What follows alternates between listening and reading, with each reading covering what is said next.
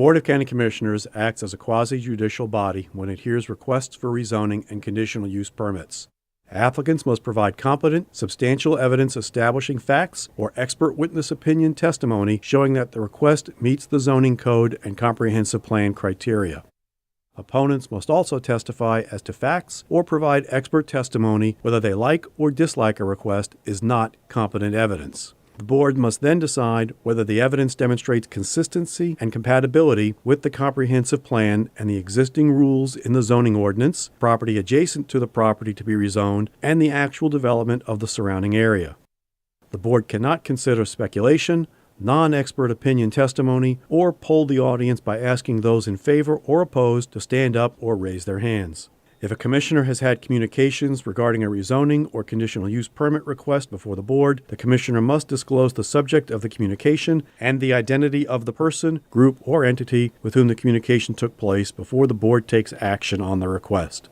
Likewise, if a commissioner has made a site visit, inspection, or investigation, the commissioner must disclose that fact before the board takes action on the request. Each applicant is allowed a total of 15 minutes to present their request, unless time is extended by majority vote of the board. The applicant may reserve any portion of the 15 minutes for rebuttal. Other speakers are allowed 5 minutes to speak. Speakers may not pass their time to someone else in order to give that person more time to speak.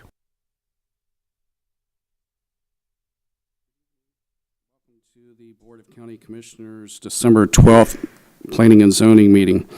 We have a quorum. We'll call this meeting to order.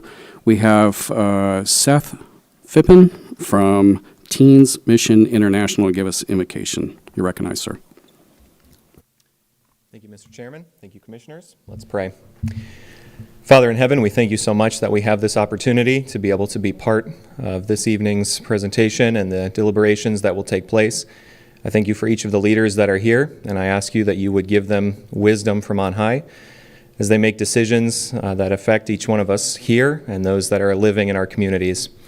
Lord, we ask that your presence would be here and that you would guide each one of us through your Holy Spirit. It's my prayer, Lord, that each one here would come to know the saving power through your Son, Jesus Christ. And we ask this in Jesus' name. Amen. Thank you very much. And so we'll hold their time, too, as they sort of come and go. Public, by the speaker cards, will have 5 minutes. And so we will get started, Jeffrey, with item H1.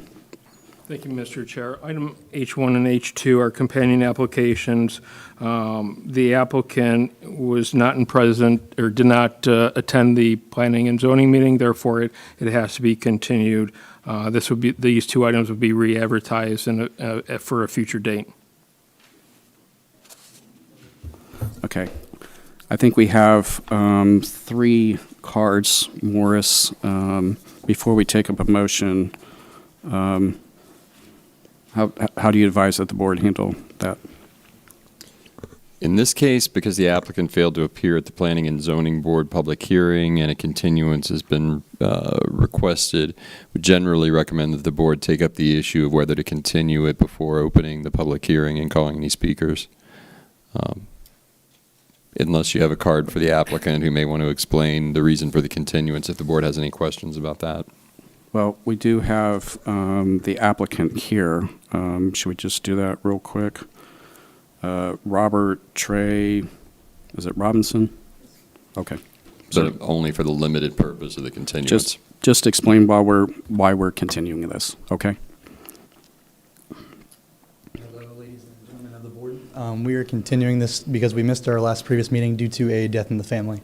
So that's why we're asking to be continued. That is all. Okay. Okay. Is there a motion to continue? So moved. Okay. A motion by Commissioner Goodson. Is there a second? A second. Okay. Second by Commissioner Delaney. Clerk will call the roll. Commissioner Delaney? Yes. Vice Chair Goodson? Yes. Commissioner Atkinson? Yes. Commissioner Altman? Yes. Chair Feltner? Yes. So we'll show that the items H1 and H2 tabled. Now, Morris, do we need to do anything with the any of the other? I think we only have one outside the applicant. I would just advise them Sorry. And forgive me, but Jeffrey, did you state the date and time for the meeting to which Yeah, this will I'm be sorry about continued? that, too. I did not. We're going to have to re-advertise for it because the P&Z, we were not sure when the applicant was going to be ready, so we will That's right. re-advertise both. So this isn't continued to a time Correct. certain. It's going to be re-advertised. So just anyone who submitted speaker cards who was interested in this item, sorry you came out tonight, but it's unavoidably been continued. It will be advertised and notice will go out again. Notice will be posted again before it comes back to hearing before the Board of County Commissioners and the Planning and Zoning Board. Commissioner Delaney. Anybody who's out in the audience, if you want to get with me or my staff, Kristen, if you wouldn't mind raising your hand, can you bring us your email address? And I'll make sure to reach out to you to let you know when this is brought back out. Thank you. Okay, we're going to go to H4. Jeffrey, read H4. Item H4, the applicant has requested a continuance to the February 6, 2025 County Commissioner meeting to explore other options for this property. Okay. Do we want to hear from the applicant on why that's happening? We have, because I think we have many cards. So,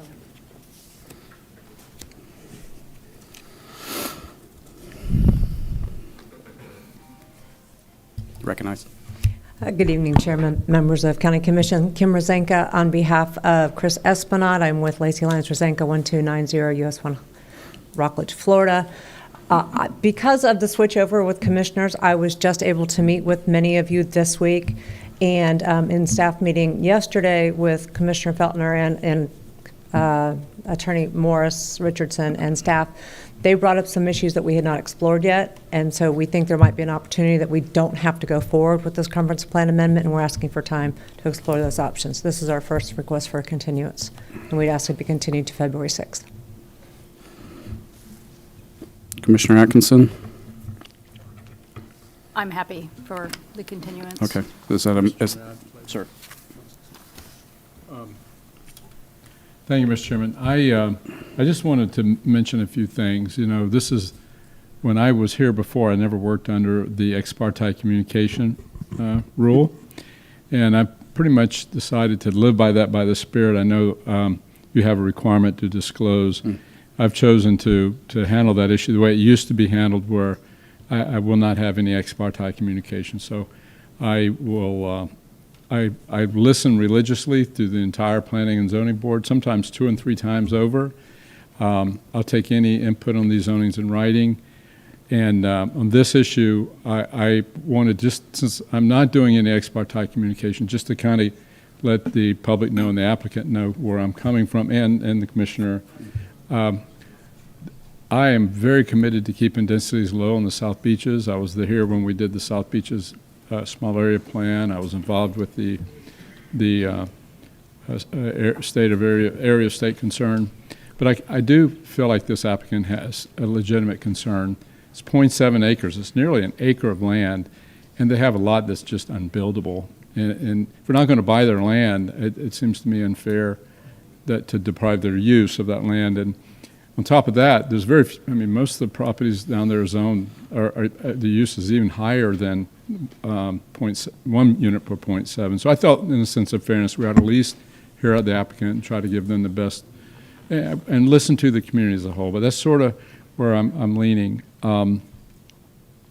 You know, and we talk about the comp plan. There is a property rights element to our comp plan, and I do think that depriving this person of the use of their land violates that component of the comp plan. But I wanted the public to know where I was coming from, as well as the applicant, and we'll be watching closely, and I'll watch the entire zoning meeting if it comes back, and I'm welcome to written input.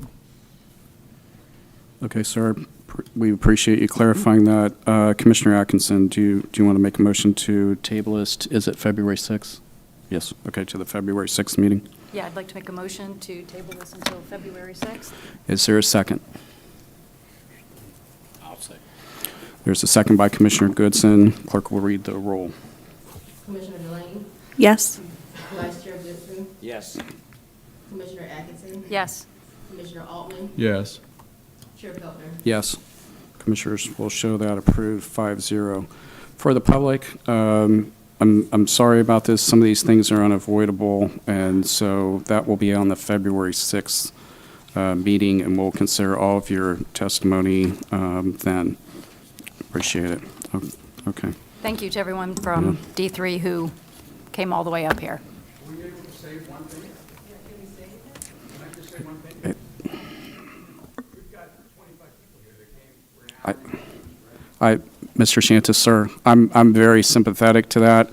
The dilemma that we have here tonight is you get one time to speak on this issue, and so it would be better if you speak on the issue when we're actually considering it. So I'd like to speak on the issue of the adjournment if I can, because you were a veteran here, and Richard Morrison, and Morris Richardson is a veteran here, and the attorney could have brought this to you months ago. This is the fourth time the attorney is trying to bring this.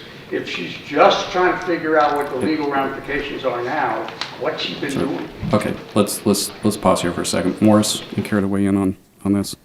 The board has continued the item. The board's not opening the public hearing, so there's not going to be public input at this time. It'll be taken at the February meeting. It's unfortunate. Thanks to everyone for coming out. Unfortunately, that happens sometimes, but your input will be taken, and if for some reason you're not able to make the February meeting, please feel free to submit your comments in writing or contact your commissioner. Thank you. Again, apologize for that. Okay. Can I ask a question? Commissioner Delaney. Are they able to speak during public comment, the item G? Go ahead, Morris. Because this is a quasi-judicial item and the record is very important, all of the comments that are going to be received have to be made during the item, during the open public hearing, which isn't going to take place today. Public comment is for items that are not on the agenda. This is an agendized item, so the appropriate time for them to discuss the item is going to be when they come back in February. I would just like to put out there for the record that I am a very staunch supporter of the First Amendment, and I think that people, drove all the way out here. They deserve to have their voices heard, and I just want to put that out there. Thank you. Commissioner, I think we all share that view, and again, I apologize to everyone that came here tonight. This isn't the preferred way, but it's the proper way. We want to get it right, and we want to make sure that the public is heard.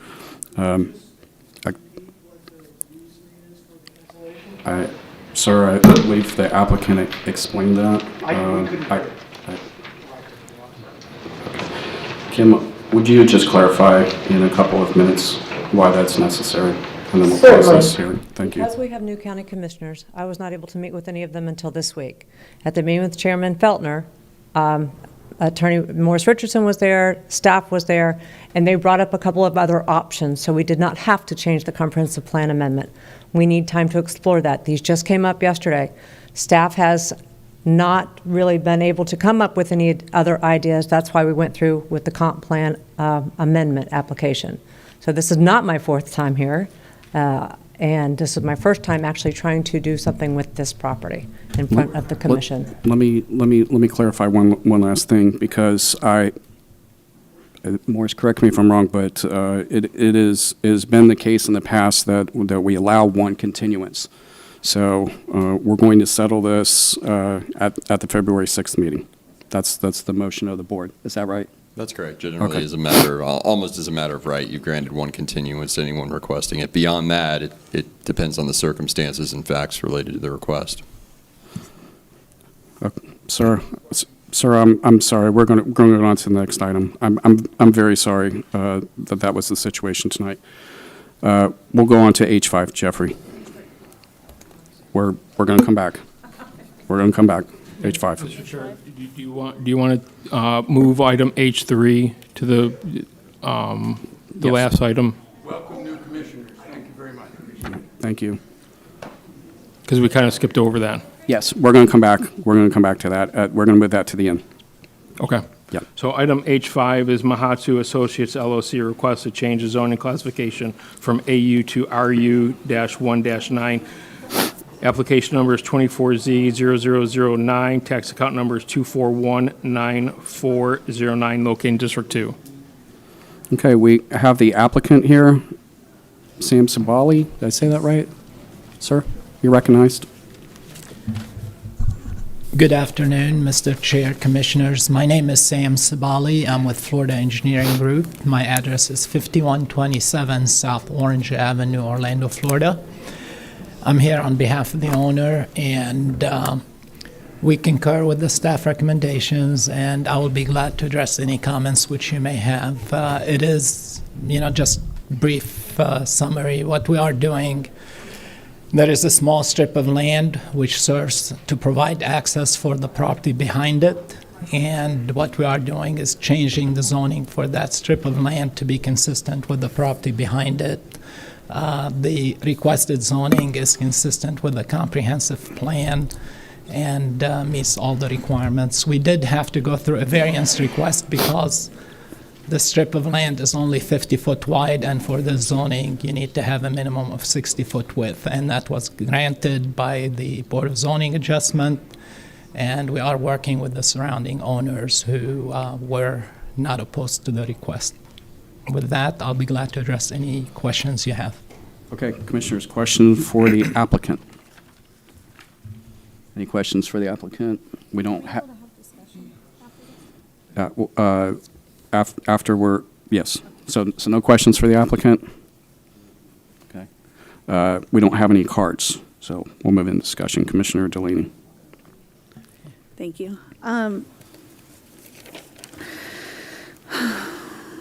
This one's a really tough one for me because the matter at hand I'm not too worried about, but as far as what we're looking at down the pike with approving of this, pretty much the whole property is wetlands, and that this is connecting to, and I'm really concerned about adding density to North Merritt Island, and the flooding issues that we're already dealing with is pretty difficult. So I'm very aware of that and concerned about it. Okay. Okay, sir. I'd like to. May I address the concerns? The property does look like it is all wetlands, but it is not. We have had an environmental review of the site, and we have a layout which does not, we don't have any intention to impact any of the wetlands, and we don't have any intention to impact any flood storage. If we do, we will have to mitigate for it consistent with your requirements and the Water Management District requirements, but we did have an environmental review of the site, and when we come in with the preliminary subdivision plans, we'll make sure you'll have an opportunity to address any concerns with that. But at this point, we do have a conceptual plan which does not impact any wetlands. We do have one area which we're going to put a park around it, and the other wetland area we're going to put a retention pond around it, kind of just work around it. So, but that is the plan. All right. Any other questions or comment? Commissioner Goodson? No, I would like to make a motion for approval. All right, we have a motion by Commissioner Goodson. Is there a second? Second. We have a second by Commissioner Atkinson. Clerk will call the roll. Commissioner Delaney, Yes. Vice Chair Goodson, Yes. Commissioner Atkinson, Yes. Commissioner Altman, Yes. Chair Feltner. Yes. Okay, very good. We'll show that one is approved. Jeffrey, let's go to H6. Thank you, Mr. Chair. Item H6 is Ross and Don Buck request a conditional use permit for a private residential boat dock. Application numbers 24Z00044. Tax account numbers are 2953085, 2953257, located in District 3. Is the app? Sir, you're the applicant? Yeah, good evening. I am representing Ross Buck. I'm Steve with East Coast Docks. I live at 5235 Are you Palmetto. DePhillips? I'm sorry, you're Steve. DePhillips, yes. Did I say that right? Okay, Yeah. I had a card for you, so make Okay, sure yeah, that's. you got Thank it. you, sir. Go ahead. So anyhow, so we've been hired by the folks that own the property to build a dock. So these properties are unique as they're small, they're non-buildable. It gives people that are not on the water to have water access.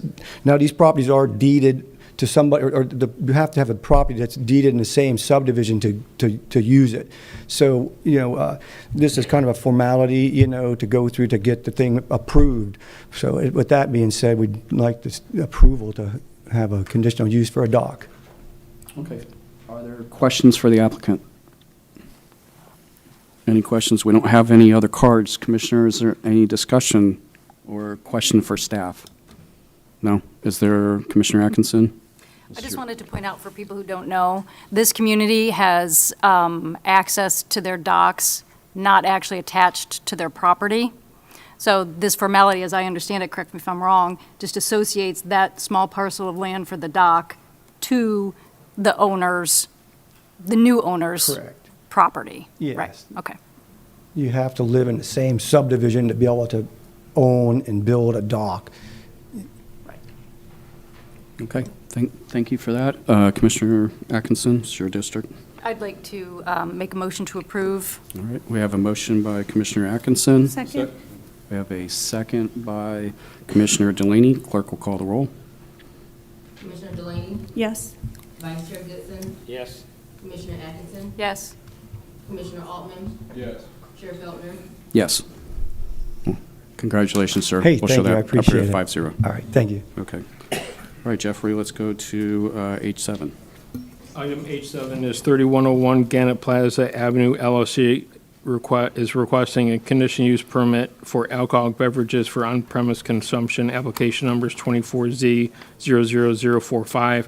Tax account numbers are 2602423 and 2602422, located in District 4. You're Kevin Saltzman? I am. Good All evening, right, Mr. sir. Chair and Board. You're recognized. Thank you.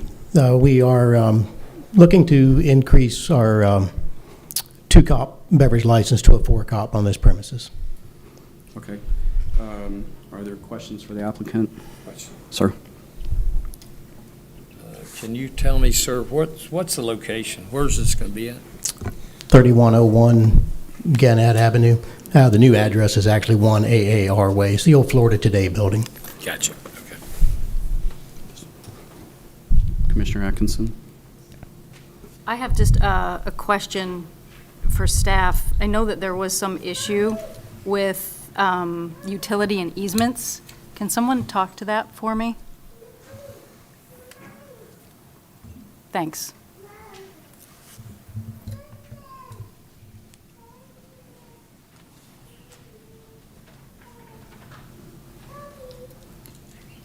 Sorry about that, Eddie. So in good faith, as we've asked and they've fulfilled, we have communication ongoing, we've shared information, so no guarantees, but I'm optimistic it's going in a positive direction. Okay, any other questions or comments? Sir,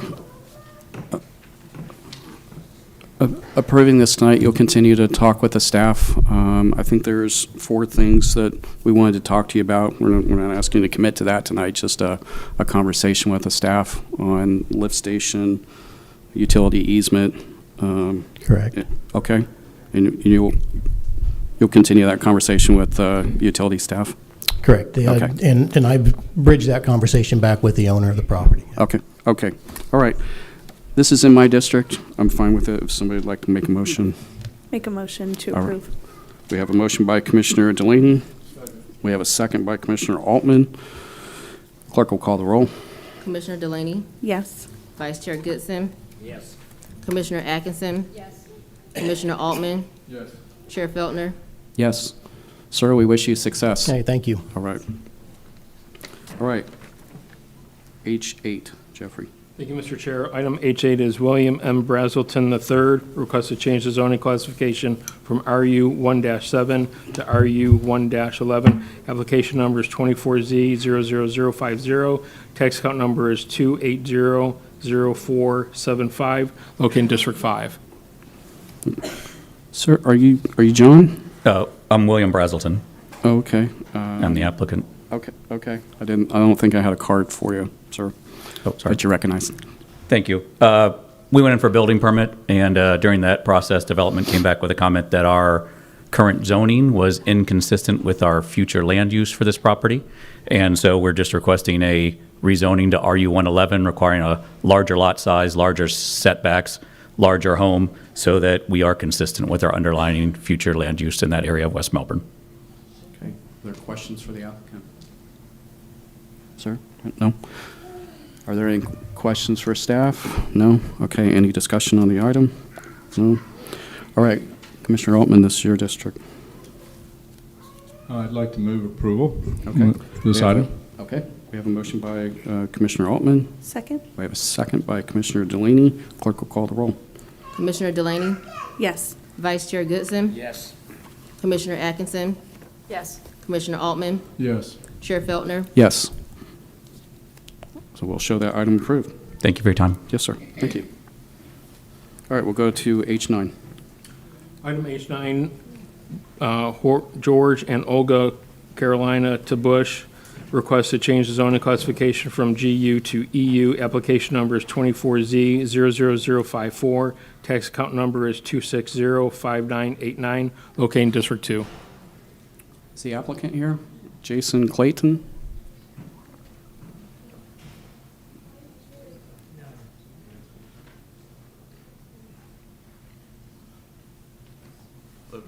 Thank you, sir. You're recognized. I've been asked to attend by our civil engineers. He's out of town tonight. Essentially, just echoing staff comments from the planning and zoning meeting. We're basically lowering density and going from 3 rental properties on one piece of property to 1 single-family residence is what we're requesting. Are there questions for the applicant? Any comments, questions for staff? No? Okay, Commissioner Goodson, this is your district, sir. Make a motion for approval, sir. All right, we have a motion by Commissioner Goodson. Is there a second? Second. We have a second by Commissioner Altman. Clerk will call the roll. Commissioner Delaney, Yes. Vice Chair Goodson, Yes. Commissioner Atkinson, Yes. Commissioner Altman, Yes. Chair Feltner, Yes. Thank you, sir. Congratulations. Thank you. Okay. Item H10. Thank you, Mr. Chair. Item H10 is Keleon Watkins requests a change of zoning classification from RU 1-7 to RU 1-11. Application number is 24Z00048. Tax account number is 2110701, located in District 1. Are you Mr. Watkins? Yes, sir. Okay, sorry, we didn't have a card for you. You're recognized, sir. Good afternoon, Gunnar. I'm trying to change my property from RU 17 to RU 111 for land use matters or whatever.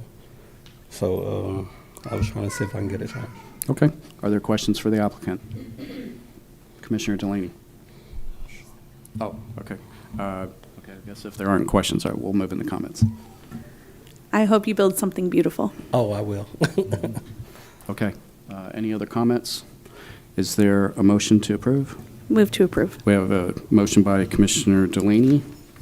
Is there a second? Second. Okay, and we have a second by Commissioner Altman. Clerk will call the roll. Commissioner Delaney, Yes. Vice Chair Goodson, Yes. Commissioner Atkinson, Yes. Commissioner Altman, Yes. Chair Feltner, Yes. Congratulations, sir. Yes, sir. Excuse me, I have one more on the docket, number 11. Oh, okay. Well, let's let him read it. Okay. Go ahead, Jeffrey. I'm sorry. So item Let's go. H11 is KVK Management and Remodeling Services LLC requests to change the zoning classification from RU 1-7 to RU 1-11. Application number is 24Z00049. Tax account number is 2103672, located in District 1. Okay, sir, you recognized? Yes, sir. Anything else you want to say on this item? It's the same thing. Okay, are there questions for the applicant? Are there any comments or questions of staff? No? Commissioner Delaney? Move to approve. Okay, so we have a motion by Commissioner Delaney. Second. We have a second by Commissioner Atkinson. Clerk will call the roll. Commissioner Delaney, Yes. Vice Chair Goodson, Yes. Commissioner Atkinson, Yes. Commissioner Altman, Yes. Chair Feltner, Yes. We'll show that one approved. Congratulations, sir. Thank you, sir. Good job. Okay, let's go to H12. Thank you, Mr. Chair. Item H12 is the Viera Company requests a CUP for Commercial Entertainment and Amusement Enterprises. Application number is 24Z00047. Tax account number is 2631510, a portion of located in District 4. Okay, are you? Good afternoon, Commissioners. Say your name for the record, because I have a few cards here, so. Sure. My name is Jose Pazmino. I'm here with Arca Murray. Okay. 500 West Monroe Street, Chicago, Illinois.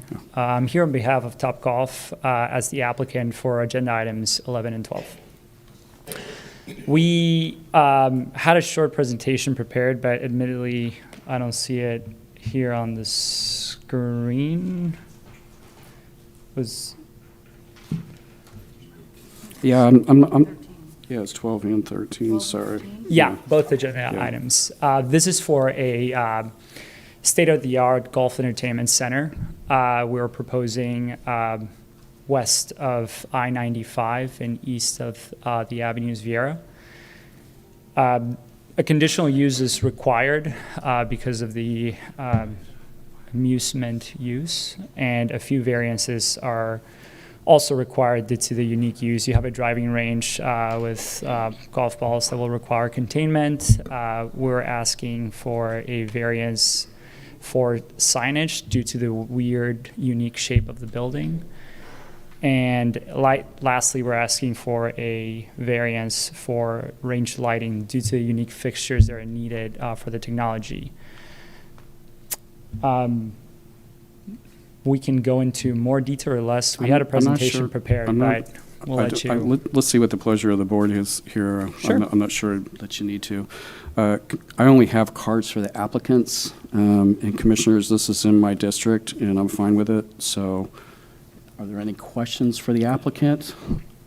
Are there any other comments? Commissioner Delaney.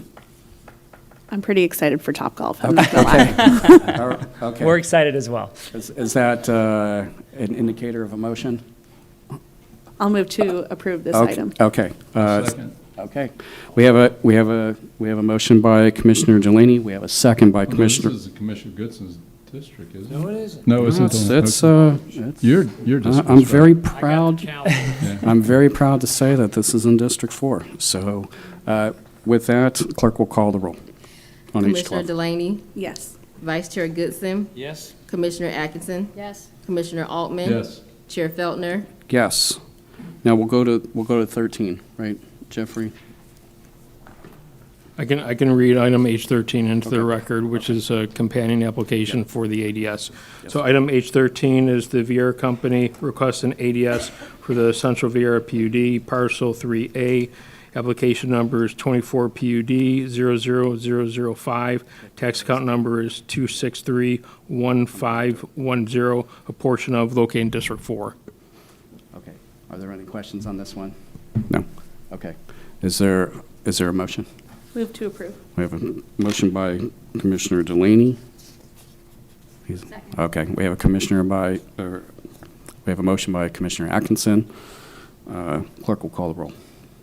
Commissioner Delaney, Yes. Vice Chair Goodson, Yes. Commissioner Atkinson, Yes. Commissioner Altman, Yes. Chair Feltner, Yes. Congratulations. We're all looking forward to coming out there. I can't hit any golf balls, but I'll enjoy laughing at other people missing golf balls. And we wish you success. Thank you very much. Thanks for being here tonight. Okay, commissioners, we're going to go back to H3. Thank you, Mr. Chair. Item H3 is Schwa Inc. requests a change the zoning classification from BU-1 to RA2-4. Application number is 24Z00051, located in District 2. You're recognized.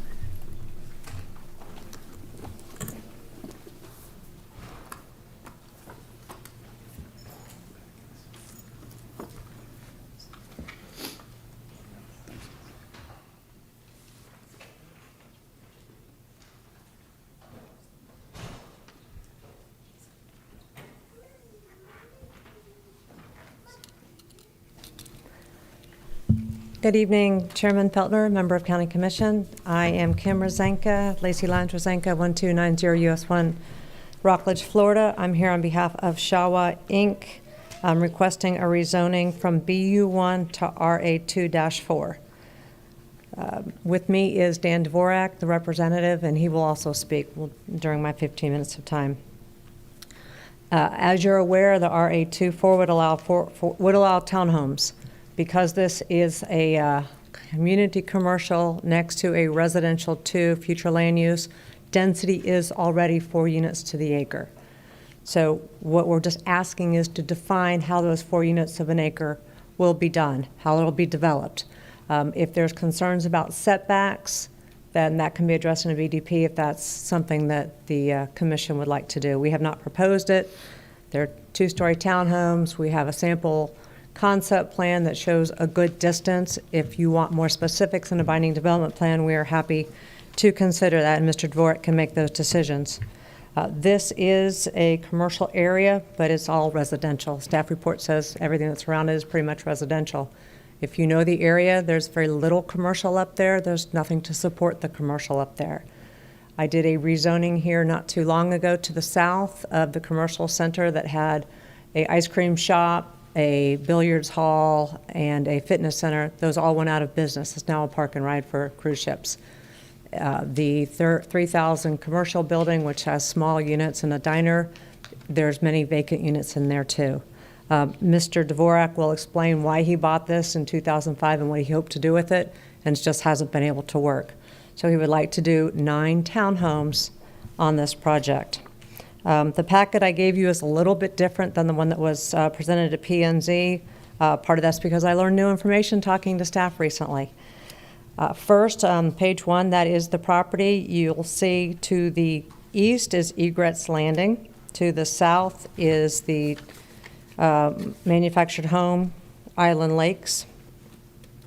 You'll see up to the north, west of Courtney, is the townhomes that recently had been purchased. They are single-family platted. My understanding is they are indeed being used for rental, but they are brand new and they are single-family. And I did not look up the rent, but I presume they're not cheap. They're certainly not affordable housing by any stretch. The residents are concerned about having rental property, but any of these residents could also rent their houses. It's not prohibited by law. Page 2 is the concept plan. It hasn't been engineered. It hasn't been reviewed by staff. It's just an idea of what he could do. When he came to me, I said, go talk to an engineer to see what you could do to make sure it even makes sense to try for this rezoning. And that's what he did. And so Jim Trauger has indeed drafted something that my client likes and would like to build. Page 3 is Island Lakes. As you know from the zoning map, it's a TR3, but it also says it's residential 2. It is actually 4 units to the acre. There's over 300 units in this 71-acre parcel. Page 4 is the zoning code for EU2, which is Egret's Landing. I just provide that to you because they are 9,000 square foot lots, and their structures are allowed to be 35 feet, just as this BU1 property would be allowed to be. I'm not saying it would be. It's going to be 2-story townhomes, but the BU1 does allow 35 feet height as well. Page 7, I believe, is also referenced in your, page 6. That is a little strip owned by the HOA that you'll hear some people call it a spite strip. It's an HOA property. It's allowed to be done that way. They wanted to buffer from many other uses, I presume. Actually, I know. I own that property. And they didn't want anyone accessing their road, so that's why that strip, that strip of land is there. Page 7 is the future land use policy, 2-10, which again, I stated is in the staff report. This states residential development is permissible in commercial land uses as a density of up to 1 category higher than the closest residentially designated area on the flume at the same side of the street. That's Res 2, that makes this Res 4, 4 units to the acre. Again, we're just trying to define what's in and how it's going to be developed at 4 units to the acre because commercial is not something Mr. Dvorak is interested in doing. Page 8, this is an often forgotten, rarely used, if ever. Mr. Ball can't remember it ever being used since he's been here. It is section 62-2106, mixed use commercial and residential use. This allows allows residential uses and commercial at a higher density. And so in theory, not quite certain. This could be done if there's a commercial 300 square foot building on this property. Again, then you would have commercial uses next to residential, which is less practical, less friendly, less transitional than single-family homes next to single-family homes. And because it does say the total residential floor area of each residence shall adhere to the minimum floor area requirements of the RU 2-10. So 62-1372 is the RU 2-10, just to give you an idea of how these codes all play together. So again, this is a request for 4 units to the acre for it is 4 units to the acre, R824. Otherwise, with the BU1, there could be a litany of things that aren't as compatible with single-family homes. There could be a bed and breakfast. There could be a coin laundromat. There could be a funeral home. There could be a hospital. But it does indeed allow single-family residences. It allows tobacco stores, dry cleaning plants, tourist efficiencies, and motel. A motel could go here. That's certainly something the residents wouldn't want. A treatment and recovery facility. May or may not like that, but it's something that could go there. The setbacks for BU1, the rear setback shall be 15 feet from the rear lot line.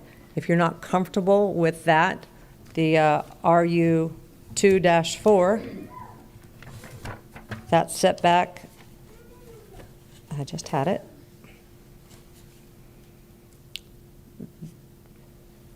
There's a perimeter setback, so that's going to be 25 feet from the property line.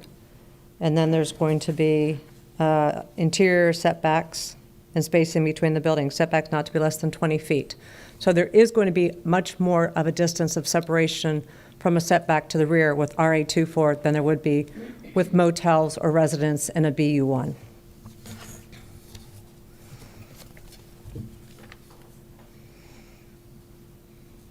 As stated in the staff report, single-family attached dwelling residences can be used as a transitional buffer from higher intensity impacts to the lower intensity of the 9,000 square foot units. The predominant future land use is commercial in this area.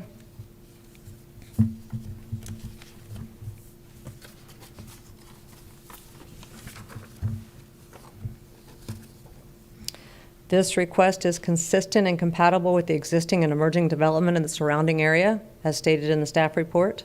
Staff report supports this rezoning based upon all the analysis of the comprehensive plan and the zoning code. This will generate less traffic. Mr. Dvorak did indeed have a commercial site plan developed with 17,000 square feet. It required 88 parking spaces, and that's not feasible. It's not usable up there, and that would be much more intense than 9 single-family homes. With that, I'd ask Mr. Dvorak to speak. I'm happy to take questions, but don't want to eat into my 15 minutes with the questions. So Mr. Dvorak will speak, and then we can take questions.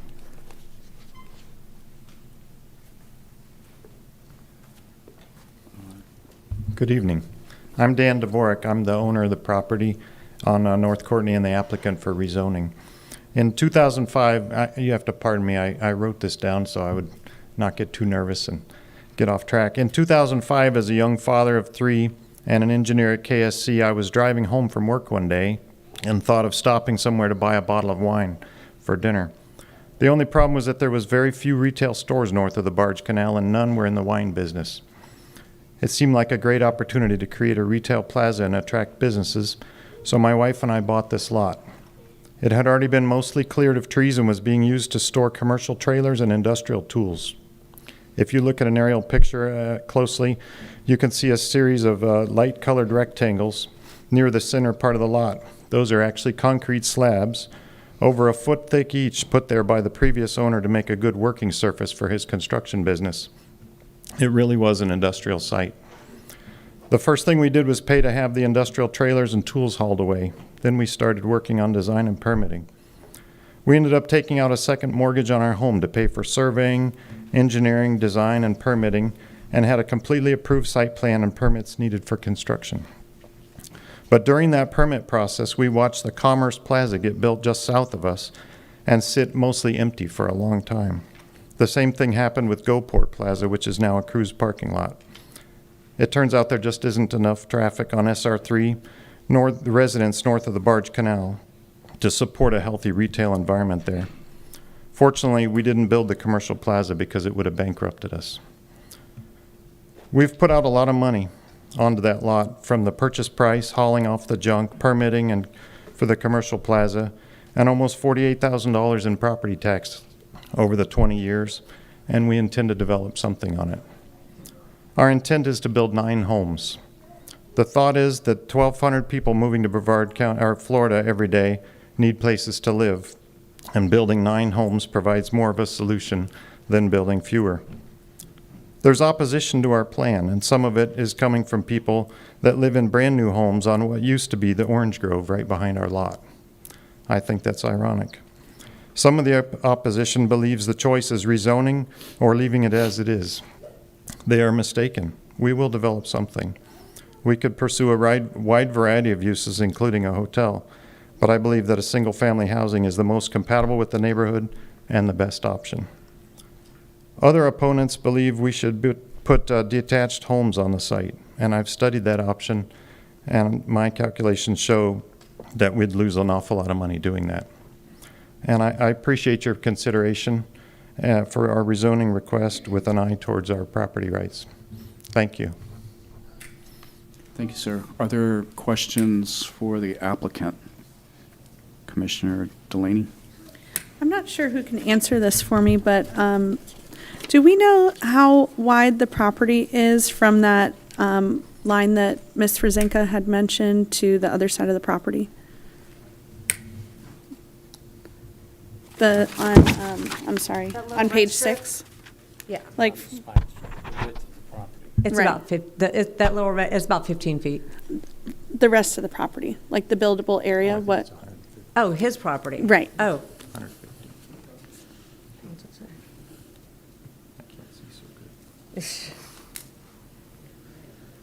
155 feet. Okay, thank you. Commissioner Goodson? Question. If it's 155 feet, it looks like to me that, let's say, your driveway is 75 feet from the spike strip headed north.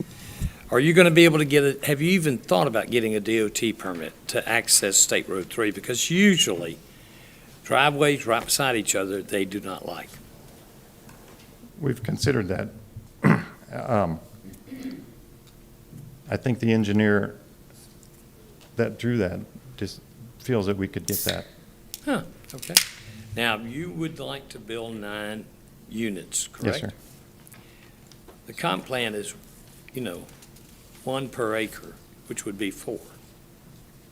At least that's my understanding. I know she's shaking her I head, think the but that's comp plan fine. is 4 per That's acre, fine. isn't it? The North Merritt Homeowner Association would agree to 4, but you want 9, correct?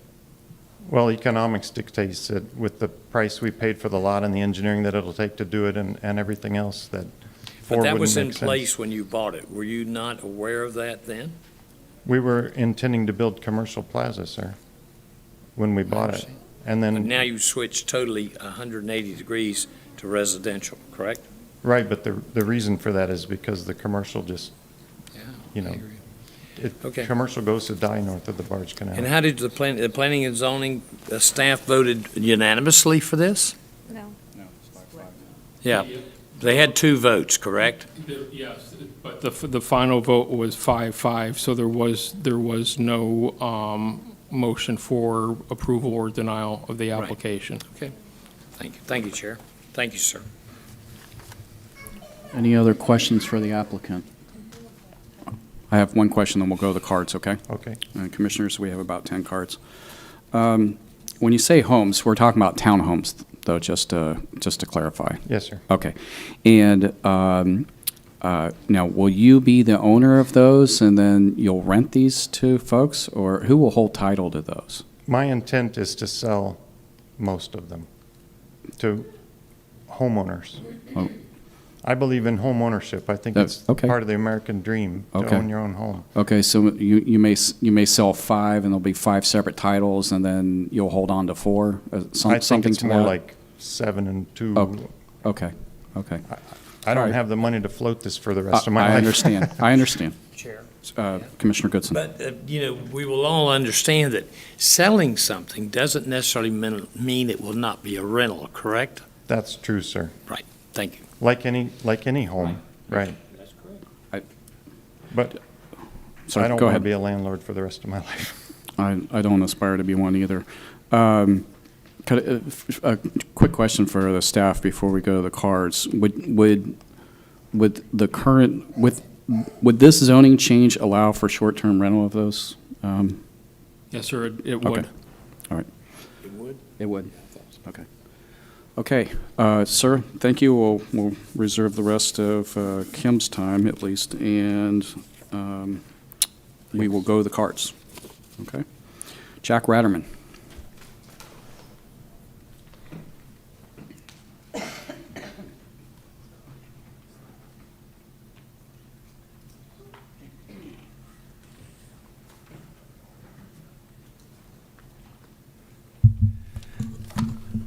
Jack Ratterman, North Merritt Island, 568 East Hall Road. When I got ready to come to this commissioner meeting, I looked in the mirror and I thought, man, there's a big fat guy in the mirror. And I wanted to let the board know that I always didn't look like this. I went to university on a cross-country and track scholarship, ran for 4 years, and at one time had enough athletic ability to run a half mile in 1 minute, 58.8 seconds. So at one time I was thin. I didn't look like this. But over time, age makes a difference.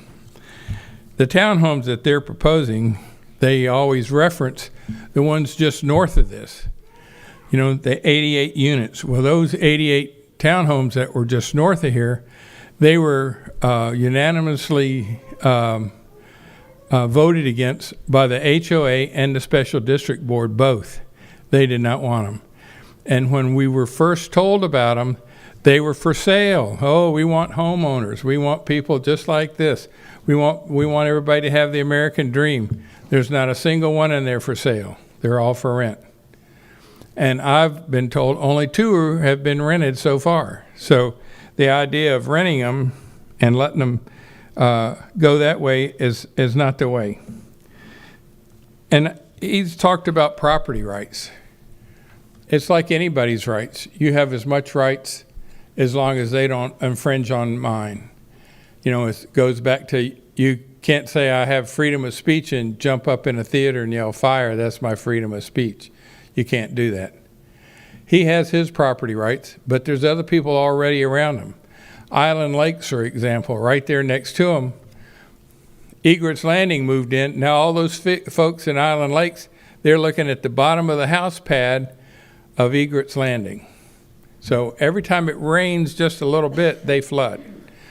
And these people, they're going to do the same thing. He's suggested 9 units. He wants to make a killing on this.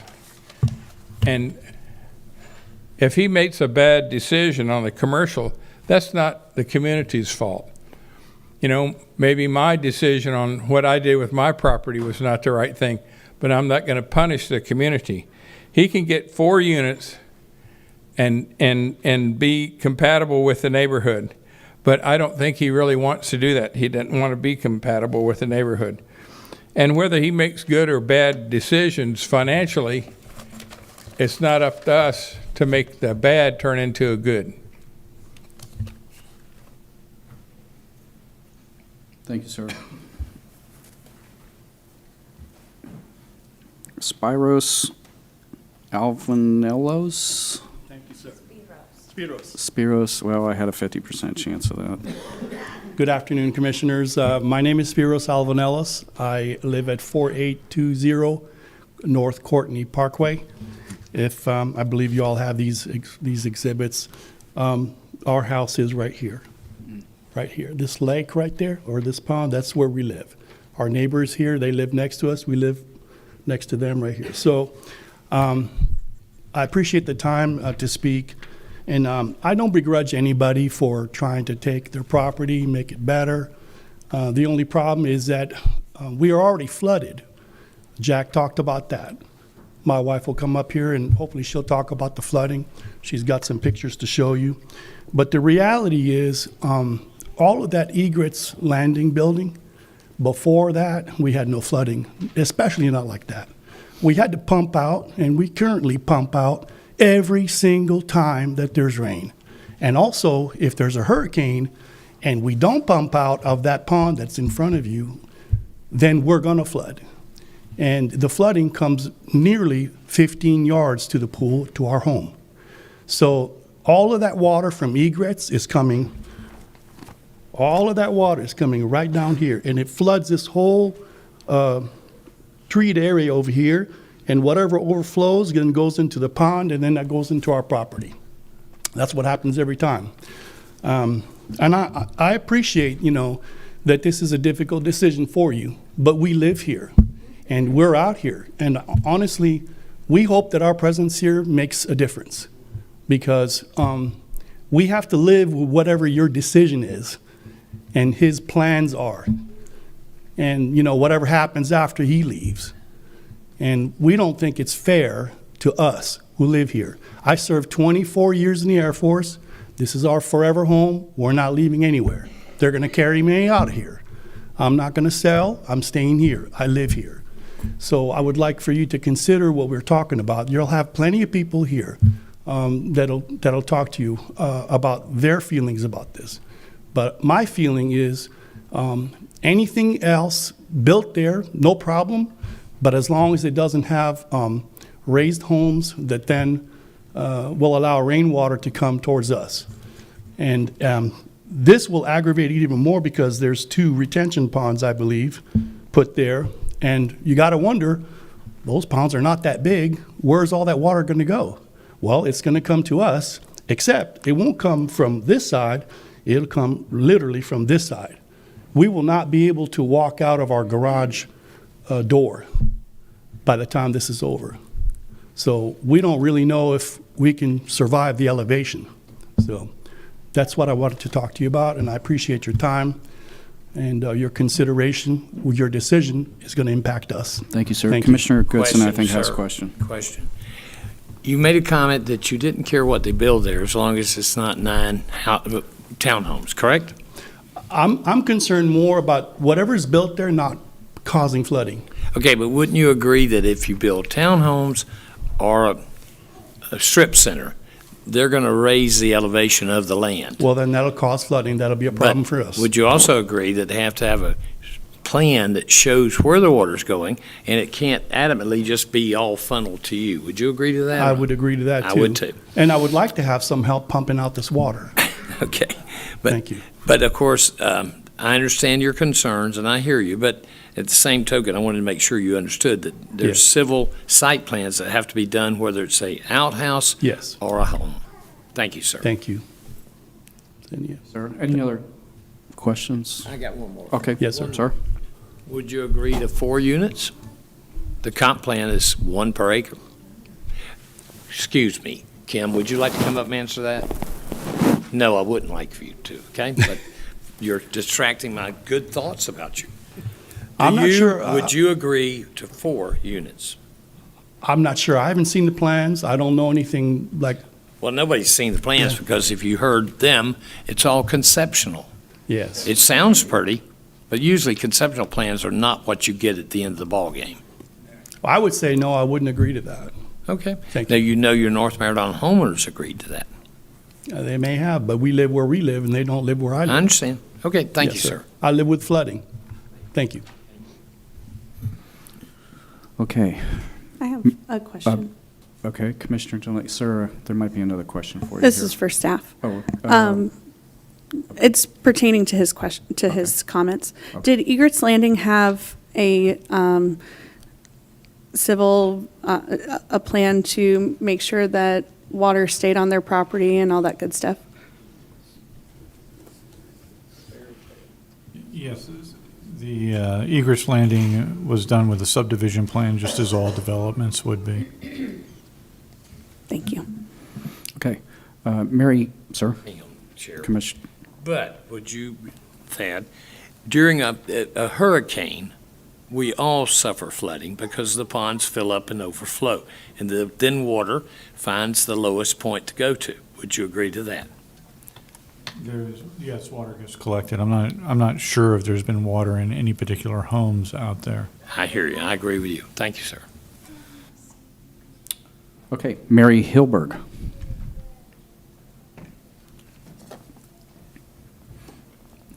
Hi. Good afternoon and welcome, and to the new members of the board.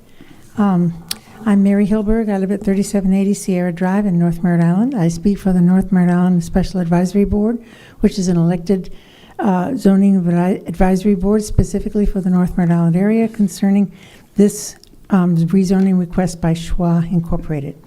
Our board was first to hear this item, and several residents spoke. All were very concerned that an increased residential density on 2.45 or 2.47, whichever it is, acres will negatively impact them in terms of stormwater flooding, traffic congestion also in their main entrance, and reduction of property values. Administrative Policy 7 states that proposed uses shall not cause, states, quote, proposed uses shall not cause or substantially aggravate any A, substantial drainage problem with surrounding properties, or B, significant adverse effects on natural wetlands, water bodies, or habitat for listed species. This proposed development would likely violate policy on both counts. This property was rezoned from AU to BU1 in 1990 when the commercial corridor was established. The FLU is community commercial in a designated commercial corridor. This BU1 classification does not allow warehousing or wholesaling. The North Merritt Island Advisory Board unanimously recommended denial of this request, suggesting 4 units total, which is 2 units per acre as most of the surrounding area reflects, and would be an acceptable density increase. We did that not asking the residents whether they approved or not. We did that because the property owner has a right to develop his property and efficiently and competently and so forth. So we respect all the property owners, whether they're developers or not. So we would try to find a compromise that is adequate and that will cause the least amount of problems.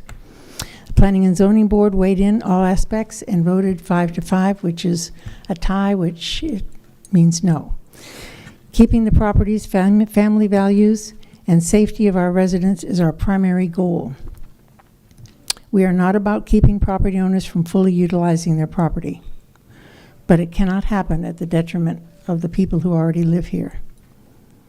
I would also like to ask you if you're aware of the LIDAR, I'm sure you all are, of the LIDAR study that was done in 2008, 2009 after Tropical Storm Faye, because we used to be all X, which is designated X, which is non-flood zone. You never get a flood. Well, obviously that was an incorrect designation for North Merritt Island. So they did a study. The light green is a trough that goes through the middle, and they don't want to call it a trough. They like to call it a bowl, but it's really a trough. And this goes all the way down here. This property is on the edge of that. That's why everybody there is going to flood. If it's overdeveloped, it will flood. It doesn't mean that nothing can be built, but it does mean that the properties that are already there shouldn't be hurt.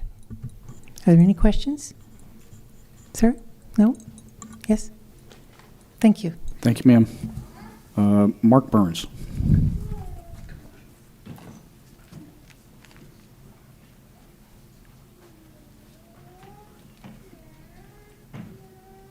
Hello there. Do I have a PowerPoint ready to pull up? No. Okay. Never mind. This is my well-prepared notes. Good afternoon, everyone, ladies and gentlemen. Thank you for allowing me to speak today. My name is Mark Burns. My wife, Olive, and I, we live in the property located at 206 Norwood Street, which borders the proposed rezoning. We are the house on that map. That is the east. Okay. I'm a retired disabled veteran, served 28 years in the Air Force with Spearos, and I've moved 15 times before finally settling in Merritt Island. I also care for my 1-year-old granddaughter, Rosie, and my 101-year-old Aunt Judy. And an issue came up just prior to the meeting, which took priority. So I'm glad I was able to make it here in time, because my dear aunt needed me to buy her some Klondike bars and some devil dogs. Well, she gets whatever she wants, so you almost missed me here, but I'm here nonetheless. So here's what I have to say. Am I going to start the clock now? You ready to start the clock? Oh, you already started the clock, okay. The last 2 meetings I argued how the rezoning and proposed development would affect me and my neighbors. This included flooding, traffic, wildlife, to name a few. I realize that all of these issues are important, especially the increased water drainage that will affect me and my neighbors to the north. However, since I only have a few minutes left, I'm going to be a little bit greedy here, and I want to focus on my comments on what affects me and my family. My primary concern can be spelled out in the following questions. First one is, what is the exact setback for the proposed storm water treatment pond? Will the hole far enough from me be far enough for me where it won't propose a danger to my granddaughter or me or my family? Second question, will there be a fence constructed along the property line that I continue to have, or will there continue to be a natural barrier with shrubs and trees like there are now? What kind of material would be used if they did construct a fence? Would it be a chain link fence? Would it be the white, fence that I have, or the black picket fence? How many trees will be removed? What will be my new view from the east? Will I still have some semblance of privacy, or will I be able to look straight out to Courtney and see the traffic go by? Finally, will the proposed development change the overall look of the community in Egret's Landing? Sorry. So, some of the guidelines that the HOA enforces on me, are like unbelievable. The irony would be getting cited by my HOA for a weed growing through my sidewalk, and 20 feet to my right, there'll be no enforceable restrictions. So, my hope is that you will make your decision today contingent in answering some of these questions that I don't think have been brought up, or a couple of them have with the setbacks, but not really. This pond troubles me.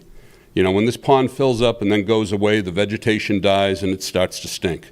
Okay, my wife and I, we have a bunch of apple trees back there. She's from the Philippines. She enjoys her gardening. And we've seen the water come in. We've seen the water dissipate, and we've seen all the shrubbery and everything die. And it stinks. And it's not very enjoyable.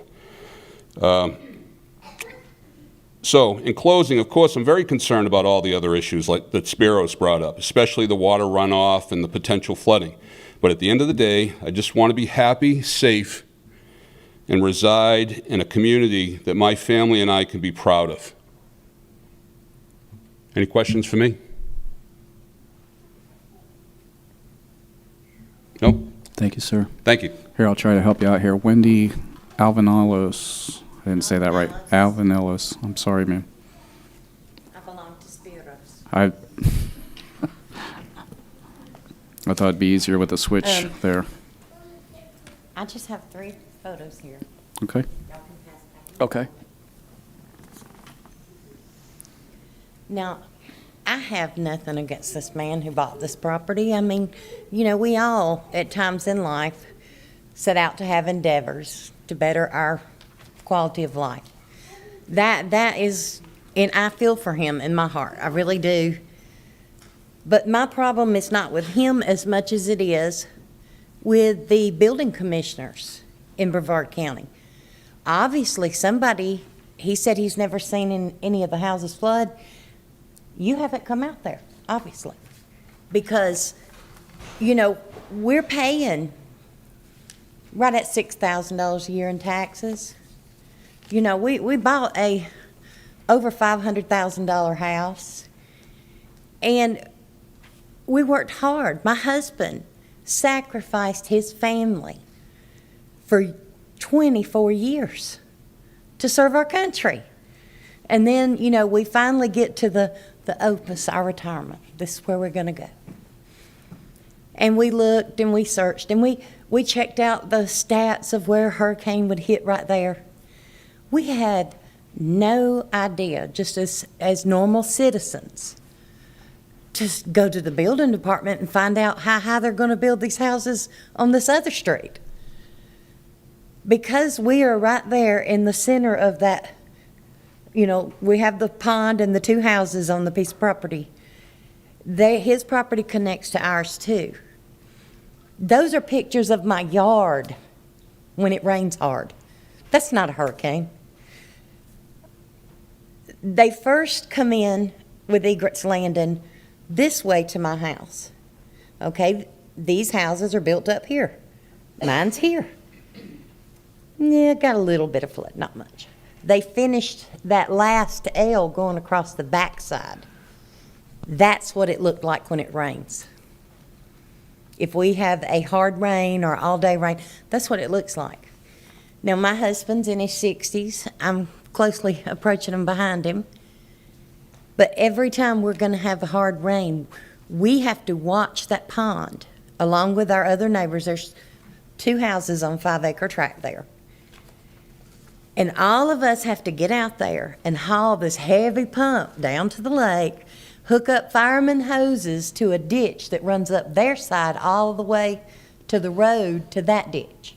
And we have to pump this pond down in order to have it not flood our house. We had alligators no further from me or you, big alligators. We had a 13-foot alligator out there because the water come that far to our door. And as Mark said, when the water goes away, oh, the stink. And I'm allergic to leaf mold, so I'm just staying stocked up all the time with all the stuff because it floods and it takes so long to go down that it's just a rotten, stinky mess. It really is. And, you know, to think that we have put our entire life savings, this is where we live, not invest in. This is not an investment property. This is where our home is. And because of the planning department building so much higher, you know, we didn't know they were going to do that. So here we are. So that's all I wanted to say. I'm not against him. I'm not against what he's doing. I'm against the fact that nobody's paying attention to us that we're already there. I think Commissioner Goodson's got a question for you. Question, madam. Yes, sir. When was your home built? 95. Okay. And when you built it, right? You built it from new? No, we bought it, house. okay. A lot of times in Florida, people don't want to spend money for dirt to raise their house. No. But then as things change and laws change and other developments have to raise up by law, it causes problems for everybody. So I'm sorry. Thank you, madam. Thank you, ma'am. Mark Vollen? Marie. I didn't put my glasses on that fast. I'm sorry. If permissible, I would just like to provide these 4 Sure. photos. Thank you. Good evening. My name is Marie Volland, and my husband Robert and I reside at 4830 North Courtney Parkway, Merritt Island, where we've lived for the past 20 years. We live next door to Spiro and Wendy, who just previously spoke. I'm here this evening to voice my opposition to the building of the townhome complex, which would be located the front left side of our residence, and I would like to touch on some key points. I think we've talked about the flooding quite a bit, but the opening of Egret's Landing was the first issue that significantly flooded the residents nearby. Hurricane Irma in 2022 was when we incurred the worst. Once that development was fully completed, the pictures that I've showed you will show you my backyard on a normal day, and it will show you what it looked like post-Irma. Those aren't even the worst of the pictures that I could be bringing.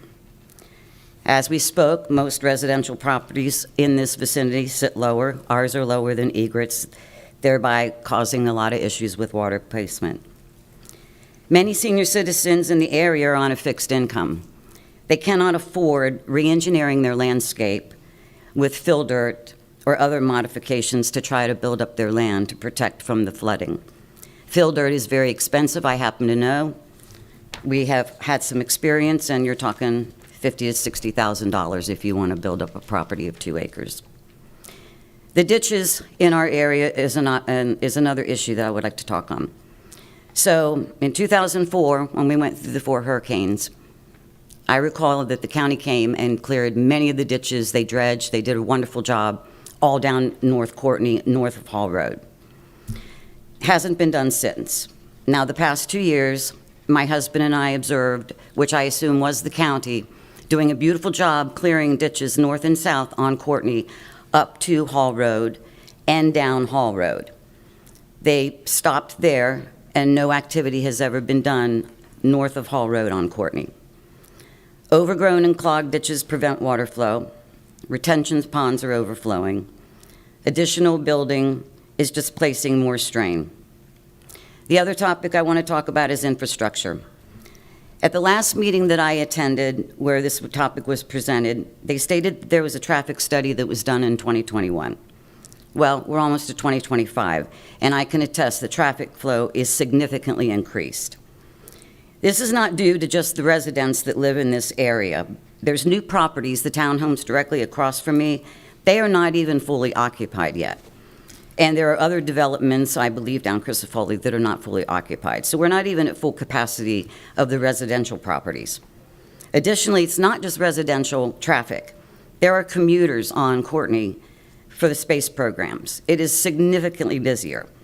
I personally know people that commute from Orlando. I retired from Lockheed Martin, and I had coworkers who left the company to go work on the space programs, and they are commuting from Orlando. So there's other traffic on that road.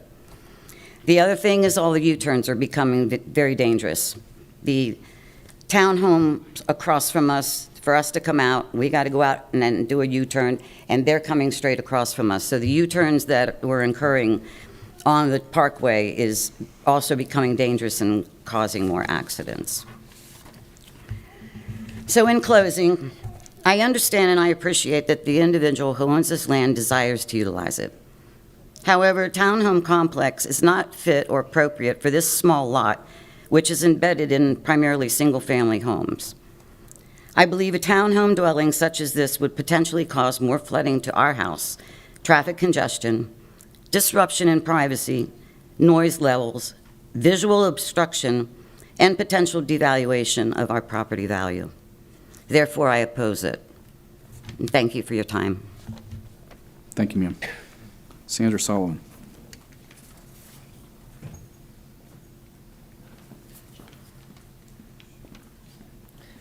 Good evening, Sandra Sullivan. So just a couple things. First and foremost, in the county ordinances, you cannot put fill on properties and raise it if it floods your neighbors. Check your ordinances. So I'm at a loss on egret. Okay, so the other thing I want to talk about is North Merritt Island Special District, formed by referendum by the people. They are elected officials. When you read that ordinance, that replaces P&Z, the board that meets, that's in place of. So I have a question that your attorney needs to review that ordinance, because this should not have gone from North Merritt Island Special District Zoning Board and then go to P&Z Board and then come here. And then, by the way, so the North Merritt Island Board was a no vote. The P&Z Board was a tie vote, which is a no vote. And that should have been stated by Planning and Zoning Department. That was just to clear up that ambiguity. I also want to be clear, there has been a number of small area studies and studies done in North Merritt Island. The studies talked about the zoning was 1 unit per 1 acre. The issue was with that zoning, it was causing more flooding as the properties were getting developed. So when Brian Lober was in office, he did an additional study in 2018. And that study made the recommendation to change the zoning in North Merritt Island from 1 unit to 2.5 acres. This room was filled more times than any other issue by the people of North Merritt Island because of the increased flooding. In response to that study that was done with the recommendation of rezoning to 1 unit per 2.5 acres, Mr. Christofoli hired Ms. Rezanka's firm to push back on that and successfully stopped it. So what we have here is you're going to even a further density. And the problem with North Merritt Island is Mr. Lober did a study, a $500,000 study, that this county, a very comprehensive study that found that it is in the 10-year floodplain and that there is huge flooding issues. And in response to that, this commission recently, well, not the new people, but passed a comprehensive plan changes to remove the density cap on the floodplain. Now, I don't know about you guys, but we have an insurance crisis in Florida. And if we don't protect the floodplain, we're never going to be able to get insurance under control. There's a bigger issue here. Not to mention, people who have existing property have property rights too. And that property rights is that their home should not flood because of being irresponsible development. So we need growth management. The bottom line is this: North Merritt Island is a giant bowl that floods. And in the fall, when the river level is high, which just happens to coincide with hurricane time, you get very high river. And when we have storm events, we have no place to pump the water to. So you have a problem. You have a problem, and you need to really take a look at this. And I would say it starts with this, but it also starts with, read your ordinances that you have for the county and at least follow the ordinances, which are the law. Okay, when you have an ordinance that says North Merritt Island Special District does the zoning for North Merritt Island, and then it comes to you to decide, you don't send it to P&Z. And let's just start respecting the ordinances we have. And you spent a lot of money to understand this flooding problem in North Merritt Island. Please make the responsible decision today. Thank you. Commissioner Goodson. Morris, was there any, can you elaborate on all of that and tell me? Sure. Please. The North Merritt Island Dependent Special District has the power and duty to review and provide the Planning and Zoning Board with an advisory recommendation upon rezoning applications made for property located within the district, when such application, if approved, would increase residential density on the property that is the subject of the application. So Section 98-145, the ordinance specifically provides for North Merritt Island recommendations to go to the Planning and Zoning Board and then come to this county commission when there's an application that would increase density, such as the one before you. So we do have an ordinance. You have to read the ordinance. Now explain to me, may I, Chair? Explain to me the community commercial comp plan in reference to this piece of property. So that may be a better question for Jeff, but generally community commercial future land use, when you're looking at residential uses, the potential density is based on surrounding areas, and it's up to one category above the nearest is adjacent residential, or what is the standard for determining?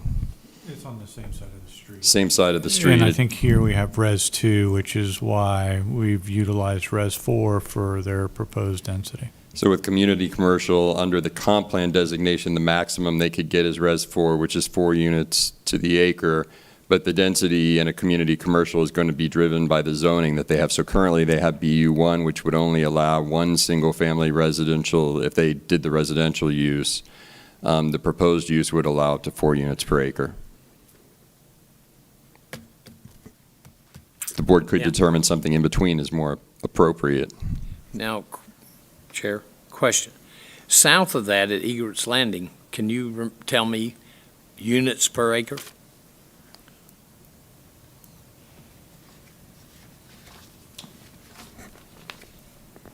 Their future land use is Res 2, but I don't know what the yield would be on their development. I'd have to look at that and see. Okay. I'd have to look at their plans and Thank see. you, sir.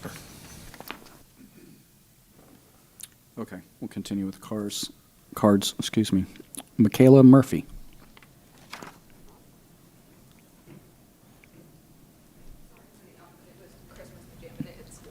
We don't mind at all. Hi, everyone. Good evening.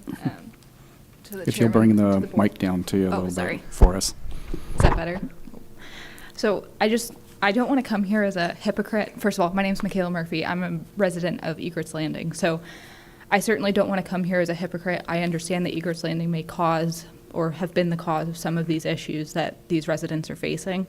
Unlike a lot of the other young families that built a house in that neighborhood looking for a safe place to raise our kids. I'm primarily concerned about the traffic. I think you mentioned something about DOT, but right now you can only turn north to go to the Space Center, which is where my kids go to daycare. We drive them every single day. I'm a little concerned about crashes. There have been a lot of crashes on Courtney recently, some deadly, and it's really, really scary.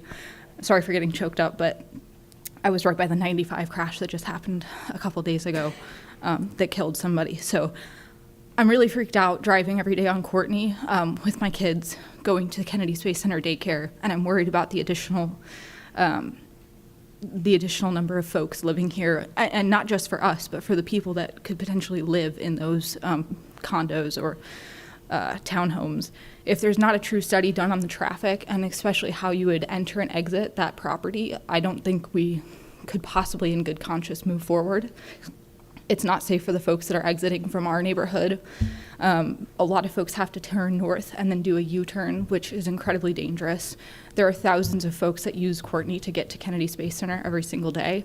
And frankly, they're just trying to get to work and back home every day. Unfortunately, some of them seem to treat it like a racetrack. And it's really scary knowing that that's right outside your neighborhood. And I really don't think we can, in good conscience, add more people driving right there. And if the driveway is right next to ours, I'm worried about visibility, cars pulling out right in front of you, again, the U-turns. And they would have to look at how to redo the intersection or create a stoplight or something. But from what I can see, that hasn't been part of the plan, or that hasn't been studied. I don't know what the requirements are there, but I really think that's something that has to be looked at. Additionally, hearing that you guys have said that there's potential with this new zoning that it could be, that this could be utilized as short-term rentals. A lot of North Merritt Island has been turned into long-term parking, not long-term, short-term parking for the cruise lines. I would be very concerned that if this is allowed to be short-term rentals, folks would use that who are rowdy and people we don't want right next to a single family or single home community, utilizing that right next to the long-term cruise parking. It would make sense if they did that. So that's another concern. Additionally, and again, I don't want to sound like a hypocrite, but truly the flooding is a problem, even for the folks in Egret's Landing. So that's another huge concern. I've got 2 kids. I'm scared that during a hurricane or even during a bad rainstorm that we could have significant flooding, and that's really scary. That's all I have. Thank you. Thank you very much. Nancy Minerva.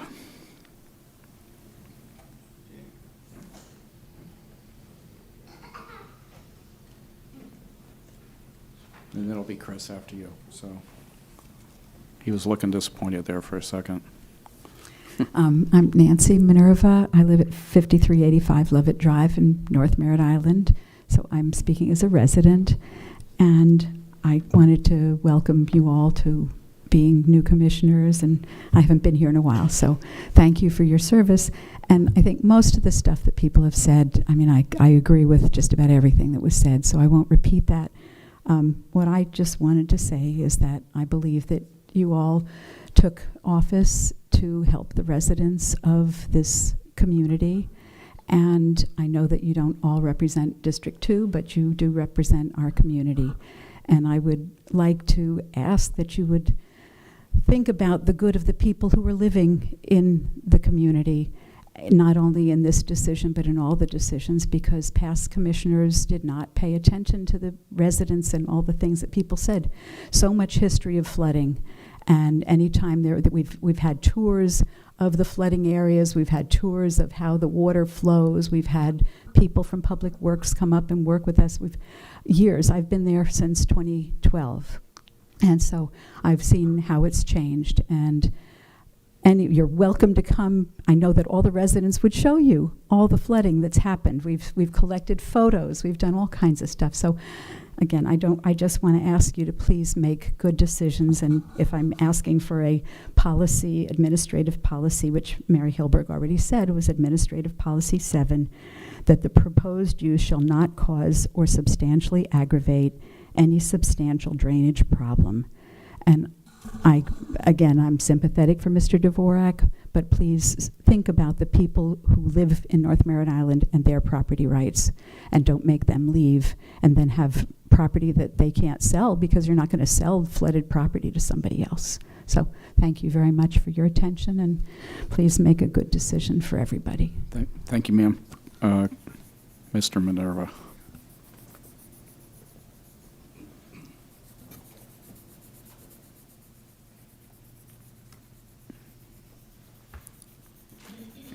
Good evening, Honorable Commissioners. My name is Chris Minerva, and I'm here to represent North Merritt Island Homeowners Association. Now, you've heard everything already, but I just will say, we're at Homeowners Association Box 542372, Merritt Island, Florida 32954. That's right, wrong. The North Merritt Island's homeowners' position on this rezoning is to object the request, because under these Brevard County administration policies, this rezoning would, and then I just have some, it's a little, 3A, diminish enjoyment of quality of life surrounding existing neighborhoods. Picture putting apartments next to your home. 3B, cause and material reduction in existing abutting properties. Why should future buyers pay the same amount of property next to an apartment complex? Just common sense. Section 3C, inconsistent with the local land use patterns. Section 4, inconsistent with decades of rural character of the surrounding areas. And 5G, generally cause more traffic, impacting road safety and road services, requesting inside North Merritt Island commercial corridor and area for commercial buildings and development, which is designated to not have residential development, especially not high-density residential. There have been several successful commercial developments over the past 2 years on North Merritt Island, so commercial is possible if reasonably priced. And we see that commercial development has overall less impact on surrounding properties than high-density housing. Okay, so, and you know the 9. Merritt Island is also being, as low as it is already flood-prone, as everyone said, is much more environmentally sensitive and not the place for apartments and townhouses. We keep hearing the argument from developers that their stormwater will be, by law, held on their property. More and more, when we experience our typical summer and fall rains and then big storms come in, all those promises go out of their retention areas and flood our streets and our properties, while new developments sit up higher and runs more water onto us. Every big storm now. Okay, so I don't I don't want to keep saying this, but I'll just, the last paragraph. This property is currently zoned so that it could have 4 residences built on it to lower their harmful impact on the surrounding residents, houses, and people who have invested their life and savings. We request that the applicants honor the current zoning and put their commercial or 4 residents on that as they can. And we have, again, I think I'm not sure if I said it already, but we have requested to this object completely. So that's about it. I thank you very much for your time Sir, and thank consideration, and thank you very much for considering. Question. Yes, sir. You said, if I'm not mistaken, you would agree to 4. Yes, Correct? that is the yes that we Of agreed the to. homeowners That's association. correct. Thank 4 you. on the property. Thank Absolutely. you, sir. And remember, before it was North Merritt Island, it was Mosquito Island. Thank you very much, and enjoy your Christmas. Thank you, Or sir. whatever holiday you celebrate. Thank you too, sir. Thank you very much. Is there anyone else who wants to speak on the item that we didn't have a card for? No. Okay, commissioners, are there any other questions for staff? I think I have one. I asked about short-term rental there, so I'm just going to assume that the nearby neighborhood, their HOA wouldn't allow that, but their zoning, would that allow for egrets landing? Egress Landing is residentially zoned, which does not allow, the zoning classification for that is EU2, I believe, and so it does not allow for short-term rentals as a permitted use. Right, understood. So, but this parcel would allow for that, though, that we're The considering tonight. both the proposed zoning and the current zoning would Okay. allow for short-term Right. rentals. Yes, sir. And Mr. Chair, if I may, just to go back to Mr. Goodson's question, or Commissioner Goodson's question, it appears that Egress Landing is about 1.5 units to the acre development.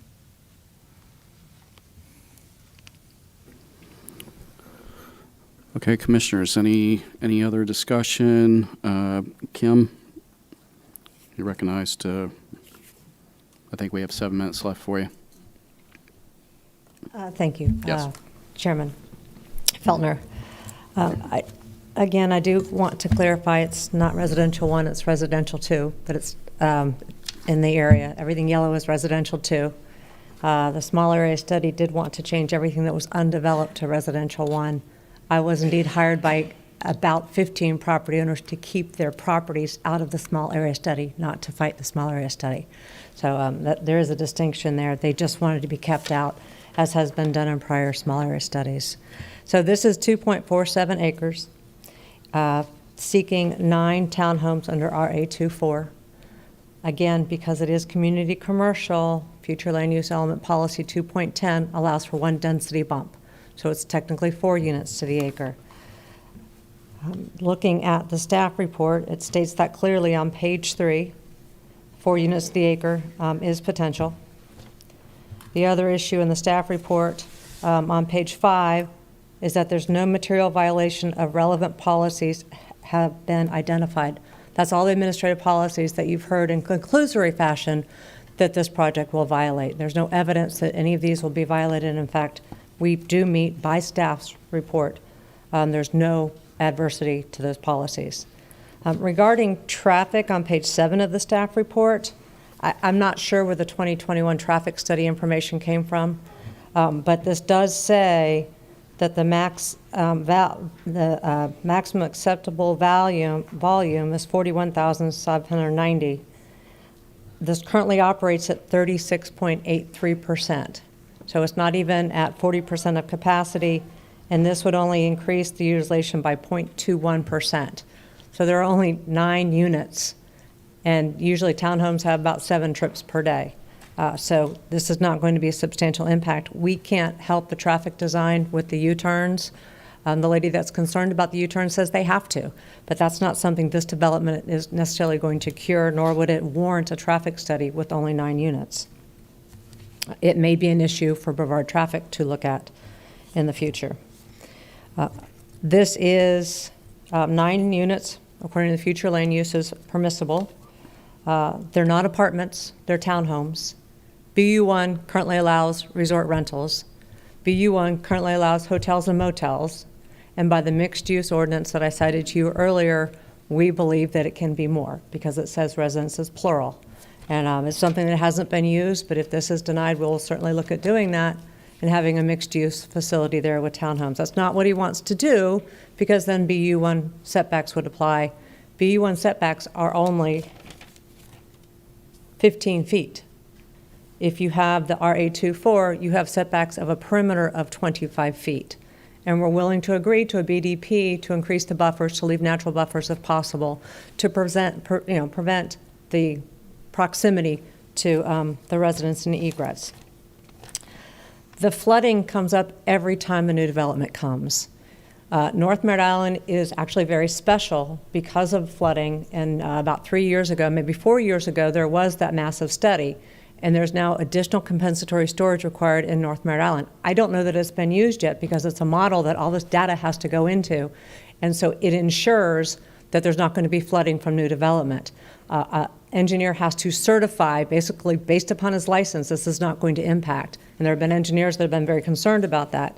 So there are stricter requirements in the past 4 years for North Merritt Island than there have been in the past. This is single-family townhomes to single-family townhomes. They are not apartments.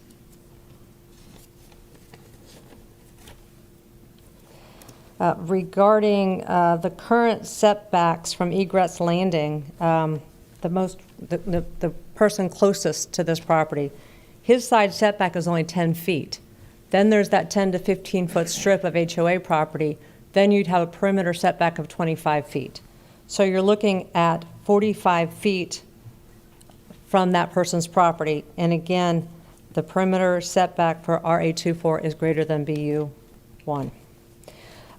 Circumstances change. He bought this in 2005. The space shuttle was up and running. Space shuttle closed down in 2011. Things changed. That traffic has diminished from the space shuttle traffic. Circumstances change. Property that you built might not be able to build what you wanted to. He shouldn't be faulted for wanting to do something than not being able to do it because of change of circumstances. The property hasn't been developed.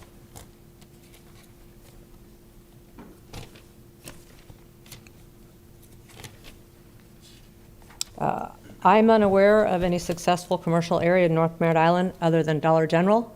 Mr. Minerva didn't give any indications of what that was, but again, the commercial that's up there is not thriving and in fact has been repurposed. Again, they weren't faulted for that, and we had a lot of people come out against that rezoning for the cruise parking. There is 4 units to the acre already at Island Lakes, as I've mentioned, the mobile home community. And I did want to briefly discuss the administrative policies because the administrative policies do indeed support this rezoning. Policy 3 talks about the use of single family. 3C talks about emerging or existing patterns of development. Actual development over the preceding 3 years is the townhomes to the north. Adopted levels of service will not be compromised. Your staff report has said that. This is consistent with the written land development policies and the future land use element. It will not cause substantial draining problems. It's not allowed to by your code. It's not going to have an adverse impact on wetlands, natural bodies, or habitats. The character of the land use surrounding is single family. This is single family. The change in the conditions of the land use being considered, it's not being developed as commercial because it's not feasible to do so. You'd have more vacant land, more vacant buildings, as there are already vacant commercial buildings up there. With that, we believe that this is compatible with the area. It is a transition from the substantial parkway. So you've got residential, and then you have more residential further to the east. And it does meet your comp plan, and it does meet the conditions of your code. Most of those issues raised are site plan issues that your staff will address, as will FDOT. Thank you. Commissioner Altman. Trying to figure this mic. Thank you. Have you looked at the size of the lots in Herring's Landing? Egrets Landing? Egrets Landing, yeah, egret, wrong bird. Right. It's single family platted. But the size of those lots? They can be 9,000 square feet. I don't know what they all are. I was just looking, and the first one I looked at was 0.23 of an acre, which is greater than 4 units per acre. If I do the math on your client's proposal, the total acres divided by the number of units, it's 3.6 acres. Yes, sir. It's less dense than the subdivision to the back. And I was just wondering if you had looked at that. How did you get that number of lots at a lower density than Egrets Landing? Is it because of the buffer areas that you're providing? It's just the way the subdivisions have to work. You take a third of a subdivision, and it's generally used for drainage and infrastructure and Right. things like that. And I know when you look at the drainage and the infrastructure, Egrets Landing's density is lower, but it's interesting when you look at the actual size of the lots, how comparable they are. I was just curious how that was. Are you willing to agree to the site plan you submitted in terms of the number of units? It's the number of units, yes, and he is willing to agree to additional buffers on the east side if that's the requirement or request of this commission. Okay. Commissioners, any other questions or discussion on the item? Thank you. Okay. Commissioner Goodson, sir. If they would agree to a binding development plan of 4 units, I'd be all for it. You've heard the homeowners in North Merritt Island say they would accept 4. So if that's the case, fine, I will vote for it. If not, I'm a no.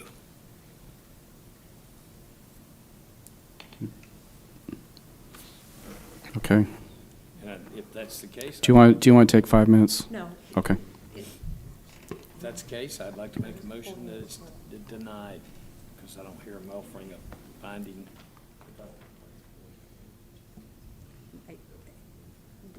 No, he can't do that feasibly. Okay, sir. For the record, I think the owner said no. Yes. Correct? I have a motion on the table. I'd like to second that. Okay, we have a motion for a denial by Commissioner Goodson. We have a second by Commissioner Delaney. The clerk will call the roll. I have some Sir? debate on Sir? the motion. Sir? Okay. I'm going to vote against that motion, and I just want to state why. I certainly appreciate the neighbors' concern, but I'm not a fan of strip commercial. And when you look at this corridor going up to the Cape, I'd hate to see it just become another corridor like we see throughout the county that are tick-tacky, strip commercial, lights. You know, we haven't even talked about the impact of a BU zoning that could have on the neighborhood in terms of the lighting at night, not to mention some of the heavy uses the applicant's attorney has brought to our attention. I think it's reasonable, and I think what we're hearing is economically it's going to be developed as BU1 eventually, because the 4 units for the total size of the site is not feasible. The actual impact of the proposal is very similar to Egrets Landing in terms, when you look at the terms of the land that's used and the number of lots on the land, because those lots in Egrets Landing are less than 1/4 of an acre. So I think it's a good request. I think it's better for the community. I think that housing is always, single-family housing always is much more compatible with existing housing and can provide a nice buffer between the housing and Egrets Landing. So I'm going to vote against it because I support the applicant's request. That's great. Okay. I said that's great. Yeah. That's wonderful. Thank you, Commissioner Delaney. My biggest concern is that Egrets Landing, the engineers had to certify that there would be no flooding, and here we go. Well, regardless, they had to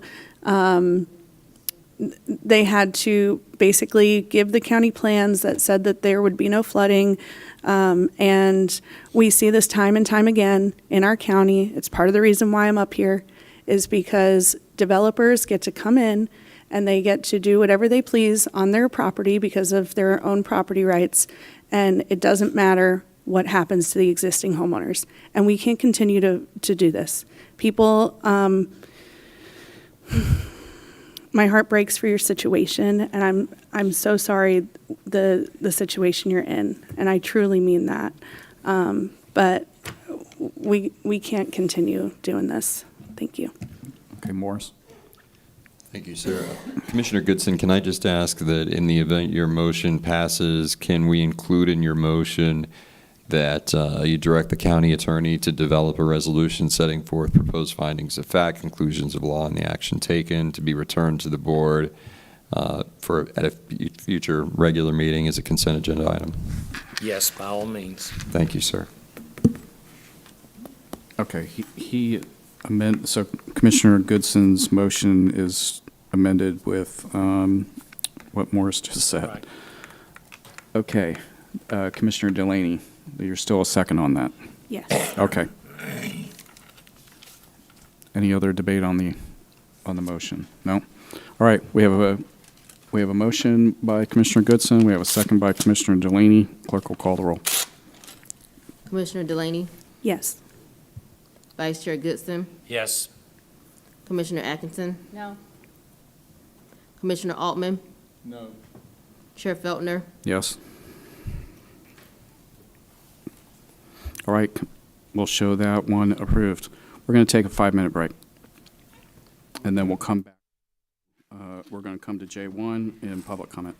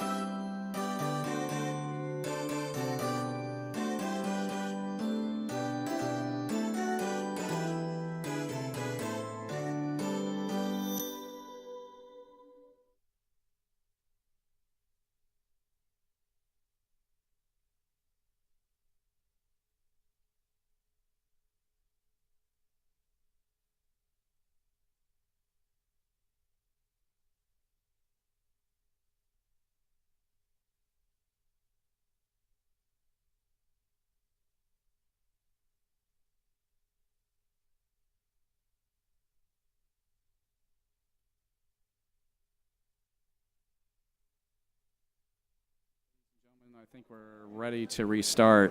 Commissioner Delaney, if you'll take your seats, we'll start.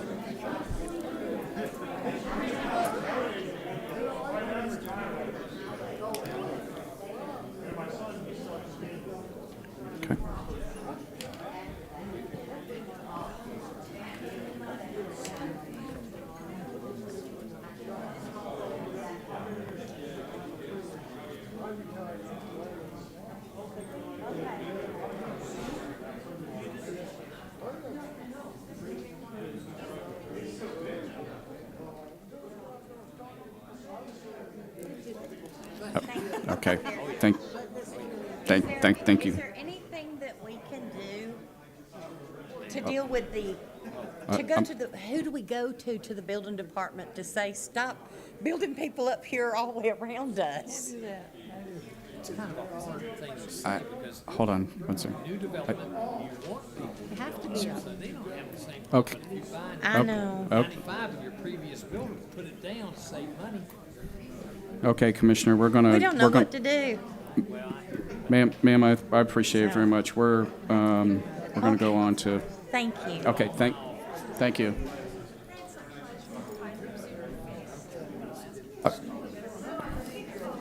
Okay, if we're ready to get started, we have another item. Okay.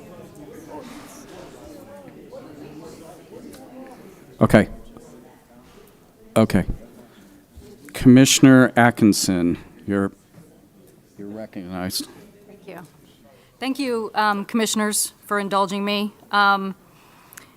This is a request to waive our normal policy. This item is my request to schedule a closed executive session of the board to discuss collective bargaining negotiations.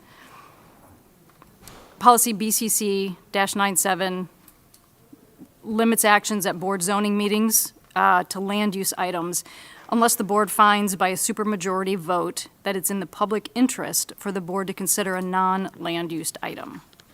Okay, let me just clarify. I think we need 4 votes to consider the item. Is that correct, Morris? That is correct. All right, so let's, do we need a motion and a second? Is that how we'll do it? Yes, sir. Okay, all right. Commissioner Atkinson, having explained her item, is that a motion? Yes, it is. Okay, so we I'll have second that. we have a motion by Commissioner Atkinson to consider the item. We have a second by Commissioner Delaney. Clerk will call the roll. Commissioner Delaney, Yes. Vice Chair Goodson, No. Vice Chair Atkinson, Yes. Vice Chair Altman, Yes. Chair Feltner, Yes. I think it's okay. Everyone got promoted too, so that's okay. All right, Commissioner Atkinson, we're on your item. Thank you. The purpose of this executive session would be to discuss with staff related to the negotiations with the International Association of Firefighters, Local 2969. The executive sessions related to collective bargaining negotiations are permitted by Florida statute. Prior board had the benefit of an executive session regarding the same contract negotiations in May of this year. We have not.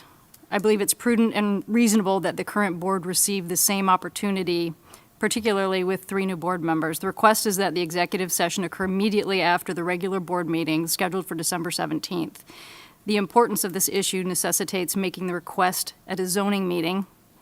Postponing an executive session into the new year would delay any new direction to staff and potentially further delay the conclusion of negotiations.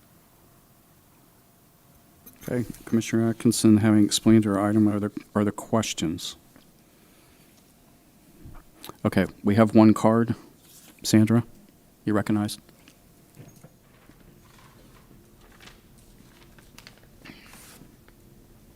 Sandra Sullivan. So thank you for bringing this forward because we have lost in the news this week 108 personnel. The concern is we're moving towards a critical service failure. We had a critical service failure in 1997. There was a report done with recommendations. There were 2 recommendations in that, and as you go into this executive session, I would like you to consider a couple of things. The recommendations from that study, which is on the FEMA page, by the way, recommended that the impact fees be increased to the surrounding counties. It was very under what the surrounding counties. As you know, impact fees have not been updated in nearly 35 years, with massive increases in costs, and some things, some of the vehicles have doubled in cost. The second recommendation they made was an EMS assessment.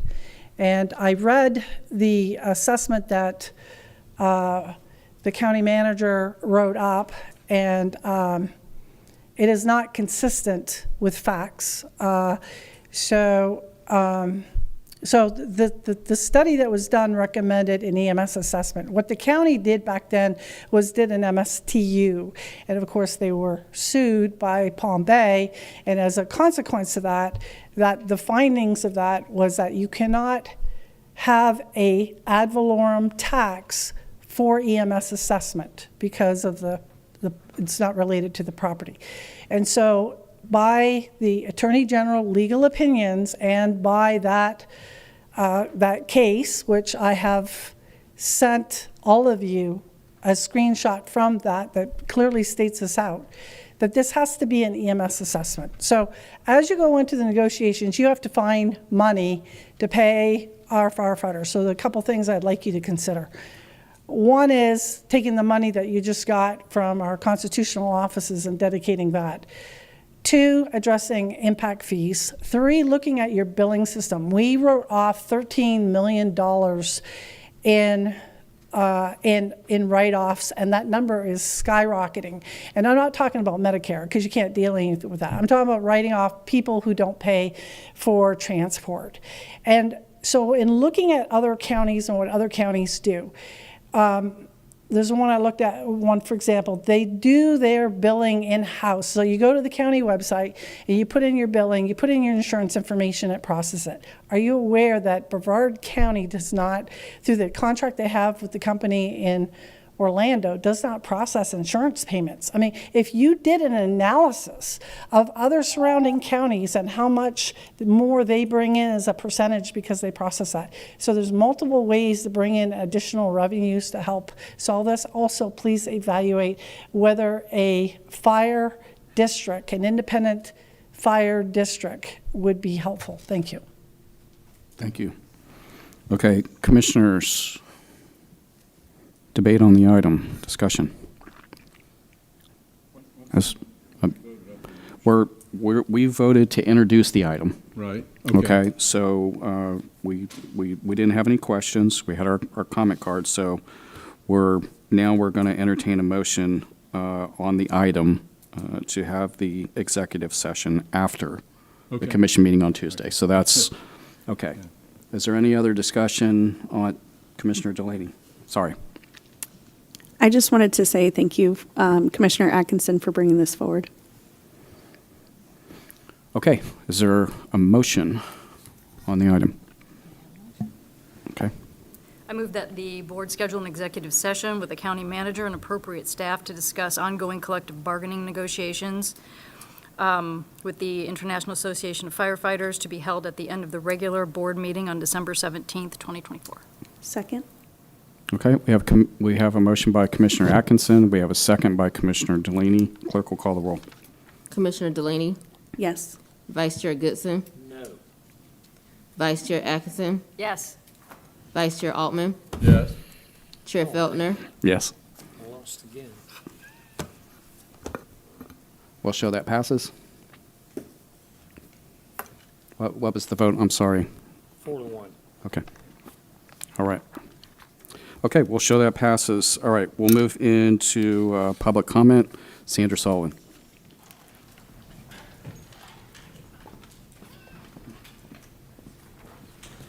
Sandra Sullivan.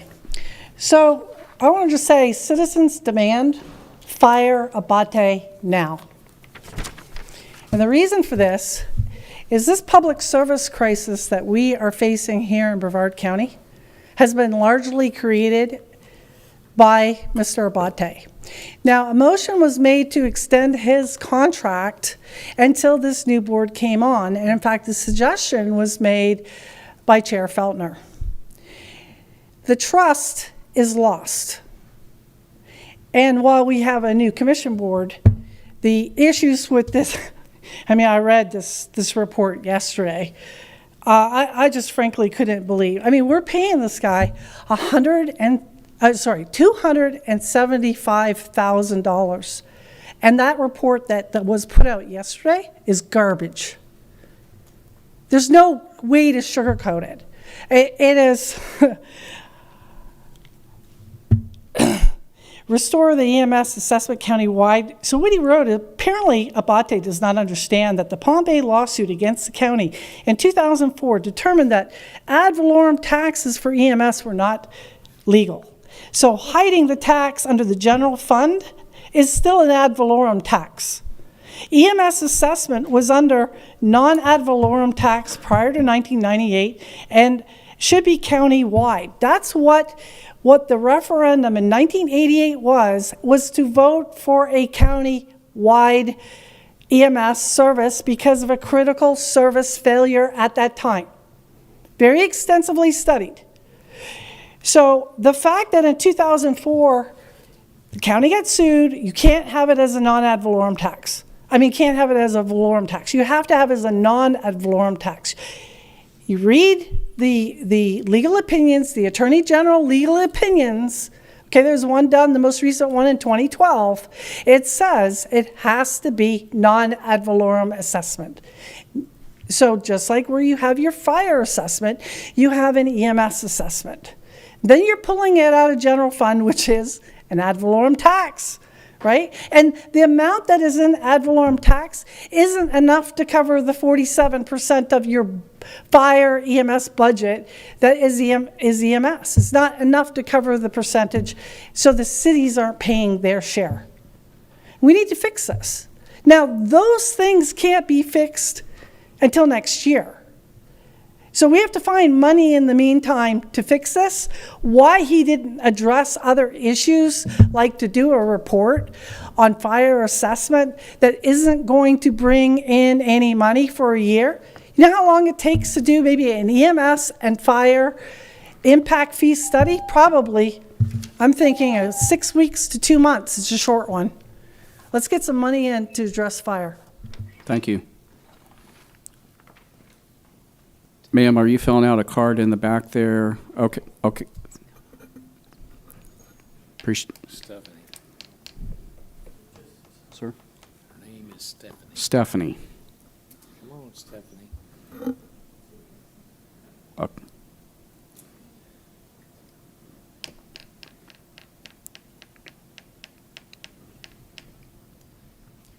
Hello, good evening. My name is Stephanie Medusky. I am a resident of Egrets Landing.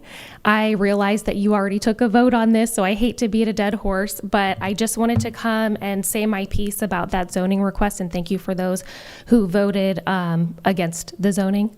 I really appreciate that. So I live in Egrets Landing, and this proposed rezoning is... Sir, I'm sorry, ma'am.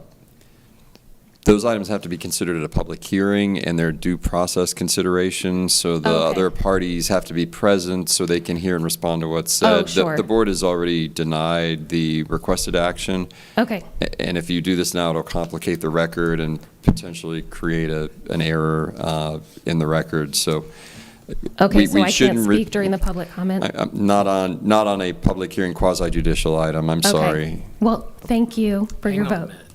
Morris, does that also apply if I was to ask her about her drainage in Egrets Landing? Would that? You're welcome to ask her about her drainage in Egrets Landing, just not about the specific zoning request that you heard earlier. Okay. Are you thank you, Chair. Are you familiar with your drainage of Egrets Landing? I'm not an expert in that area. Surely not. I know you. I thought you were an expert in everything. Thank you. Well, let me ask you this. Okay. Does it drain to the back of your lot or drain to the front or both? It's both. Both, And the that's what I sides. thought. Yes. So Then it goes to, do you have one pond or two ponds? We have two. Have you ever noticed it, even the worst, like a hurricane, do they overflow? They get very high, yes. But as far as overflowing? Honestly, I stay indoors. When Okay. it's that bad, Yeah. I don't go out inspecting for my safety, but And the outflow of those two ponds is toward Hall Road, maybe? Or correct. Okay, I thought so. Thank you so much, ma'am. Okay, thank you. Okay, commissioners, we will, Had a lot of fun tonight. it's been grand. We'll move Taking drugs. We'll move into board reports. Mr. County Manager. Thank you, Commissioner. I want to take an opportunity to just respond a little bit to some of the comments you heard tonight. As it relates to the fire assessment report, we are going to be presenting to the board next week. I am very proud of the document that we put together. It is a very accurate document. It is very comprehensive. You'll hear it next week when we present. It was put together by 5 senior staff members who all wrote separate parts, including the county attorney and the budget director. I'm very confident in what they put together, that it's an accurate representation, and we look forward to presenting it to the board. Thank you, sir. Mr. County Attorney. I would just echo Mr. Abate, encourage you to forget everything you just heard about the validity of EMS ad valorem and non-ad valorem assessments, because it's exactly reversed of what the cases say, but that's in your report going forward. I have no other report. Thank you, sir. Commissioner Altman. Commissioner Atkinson. I have no report. Commissioner Delaney. Yes. I just wanted to bring a couple things forward. I don't know if I'm allowed to do this now, but for the record, I just wanted to state that I did meet with Ms. Rezanka prior to, I did bring forward the public disclosure, the written public disclosure, but just for the record, for everybody listening, I think it's fair to meet with everybody, and so I did meet with her. And the other thing that I wanted to talk about was this meeting with about the wastewater treatment plant. I'm very concerned that this issue is dealing with District 1 and District 2. And I feel very passionate that we deserve a seat at the table when speaking to these people. And I just wanted to kind of see if we could open this for discussion to see if there are any options to have maybe a rotating commissioner that goes through, or if Commissioner Goodson, if you wanted to go kind of back and forth, or. Your chairman's been going. Right, but So you want somebody else to go other than chairman? Well, I just feel like this is really affecting my district, and How can it be affecting your district? because the long-term plans are dealing with the regional sewage Correct, plan. and that will probably be 10 years, so unless you extend the term limits, you will not be here. Right, but the plans leading up to that will greatly affect my people. Okay. Would So I you like didn't- me to try to speak to that? That'd be great. I'm certainly very sensitive to that. I would tell you that while we all advocate for our district, I am very, very mindful of everything in this county. So I can commit to you today that I'm looking out for the ratepayers in this arrangement, and what we're looking at in terms of infrastructure. And so I think we have a sunshine challenge but at this stage in where we are with talking to Space Florida and others, nothing will be agreed to until it comes back to the board. I promise you're going to have ample opportunity. At this point, it's a question and answer period. I wish I could come back and say to you that there are 3 definite things that you're going to see in the very near future, but it's not there yet. The Q&A piece of it, though, like I'm concerned about that because my district elected me to work on behalf of their interests, and I'm not able to do that in this situation. And I feel like the planning of the Q&A, that's what brings forward the plan to come back to us as a whole board. And, you know, if Commissioner Goodson and I are not at the, maybe Commissioner Goodson doesn't feel this way, I don't know. But I'm concerned. Good, okay. Commissioner Goodson. Thank you, Chair. I think I feel this way. I'm very concerned about everything you said, but I'm not going to get in the middle of it, sitting at a table with you when I get charged with a sunshine violation. And if you can't trust your staff, and right now in the very preliminary stages, we instructed staff to go back to them and then come back to us. So do you want to be there every time they meet? And I just think that we should trust our staff to do something. If not, why do we have staff? But that's my feelings. A couple of things about that is I'm not asking for all of us to be there at the same time. I was seeing if we could do I don't know if that still violates sunshine, if we do a rotating commissioner. But as far as trusting staff, I say this with all due respect, my people didn't elect staff, they elected me. That's great, I agree, totally. But you do have to trust staff. If we rotate, I'll just say this real quick, Commissioner, and then I'll step aside. If we rotate commissioners, I think that eliminates the sunshine issue. Okay, so, okay. Commissioner Altman, you wanted to weigh in on that, sir? I definitely understand where Commissioner Delaney is coming from. But there are 2 points I'd like to make. One, historically, we elect a chairman for a purpose, and the chairman is there to represent the board as a whole. And I'm convinced that we have a good chairman, and I know he will look after your interests. He's going to look after my interests. He's going to play that balancing act. So, I mean, I understand what you're saying. It's good that you say that you're concerned you're impacting your district. But I think we're represented well, and that's one of the duties of a chairman.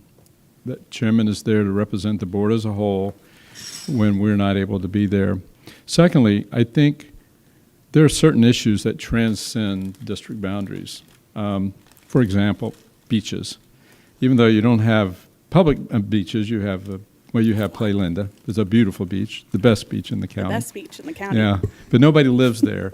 But I think beach renourishment, beach access, beach parking, you deserve a seated table as much as I do, even though I have beaches. So, I think space is one of those issues, too, that, I mean, this not only affects your district, it affects the whole county, the state, the country. I mean, this is a huge issue, but I certainly take notice of what you're saying, and I don't differ with it. I will fight for Titusville as much as I will fight for Melbourne. You know, we're all in this together. This is a huge issue for all of us. You look at the number of people that work out there, and it would be interesting where most people work, but this is a county issue, and I think it's good you bring it up. I know the chairman's going to look after us and represent us well. Thank you, sir. I appreciate that. I think at this stage, I'll continue on. I'll tell you what, though, when we get to something of some substance here, I would yield to you. I don't see any problem in that. I think just to be productive today, it's conceptual, but nothing sort of concrete. It's just not there yet. So, would you agree to that when we get to some kind of conversation with them? I think I know the level that you're looking for. Okay, so, and I'm happy to step aside when we get to that point. So, and please know this. I didn't mean any disrespect or think that you it's wouldn't. Okay. You know, that's not what I meant. I don't take it that way. And when there are other issues, I can step aside, and all of you are very capable. Happy to do that. So, okay, sir. Yes, sir. You know, I think too, Commissioner Delaney, you, certainly, if you can meet with staff anytime, you can meet with Space Florida anytime, you can engage in this issue and have a big impact. So, your input is really important. I mean, your community is really dependent on what happens out of the space and I would have no problem your engagement. I know it's just when there's certain times when the board needs to be, but I would encourage you to be active, and I know you won't be shy. I appreciate that. I think everybody can understand that when all parties are at the table, it's a much different conversation than the one-on-one. So that was my only concern. And at the end of the day, I have the residents of District 1 to face, and I have to do what I believe is right in that. Thank you. I appreciate it. I agree with you. I'll just say finally, we all vote on all items tonight. We voted on every zoning item, whether it's in your district or not, and so that's never lost on me. And I'll just suggest to you, you've been well represented so far. Okay. Absolutely. Okay. Commissioner Goodson in board report. None. Okay. I think it was quite something today that we had 4 commissioners at TPO. I don't even know if that's happened before the 3 new commissioners got here. So the question is, did we have fun? Yeah, did you have fun? I think cupcakes were good.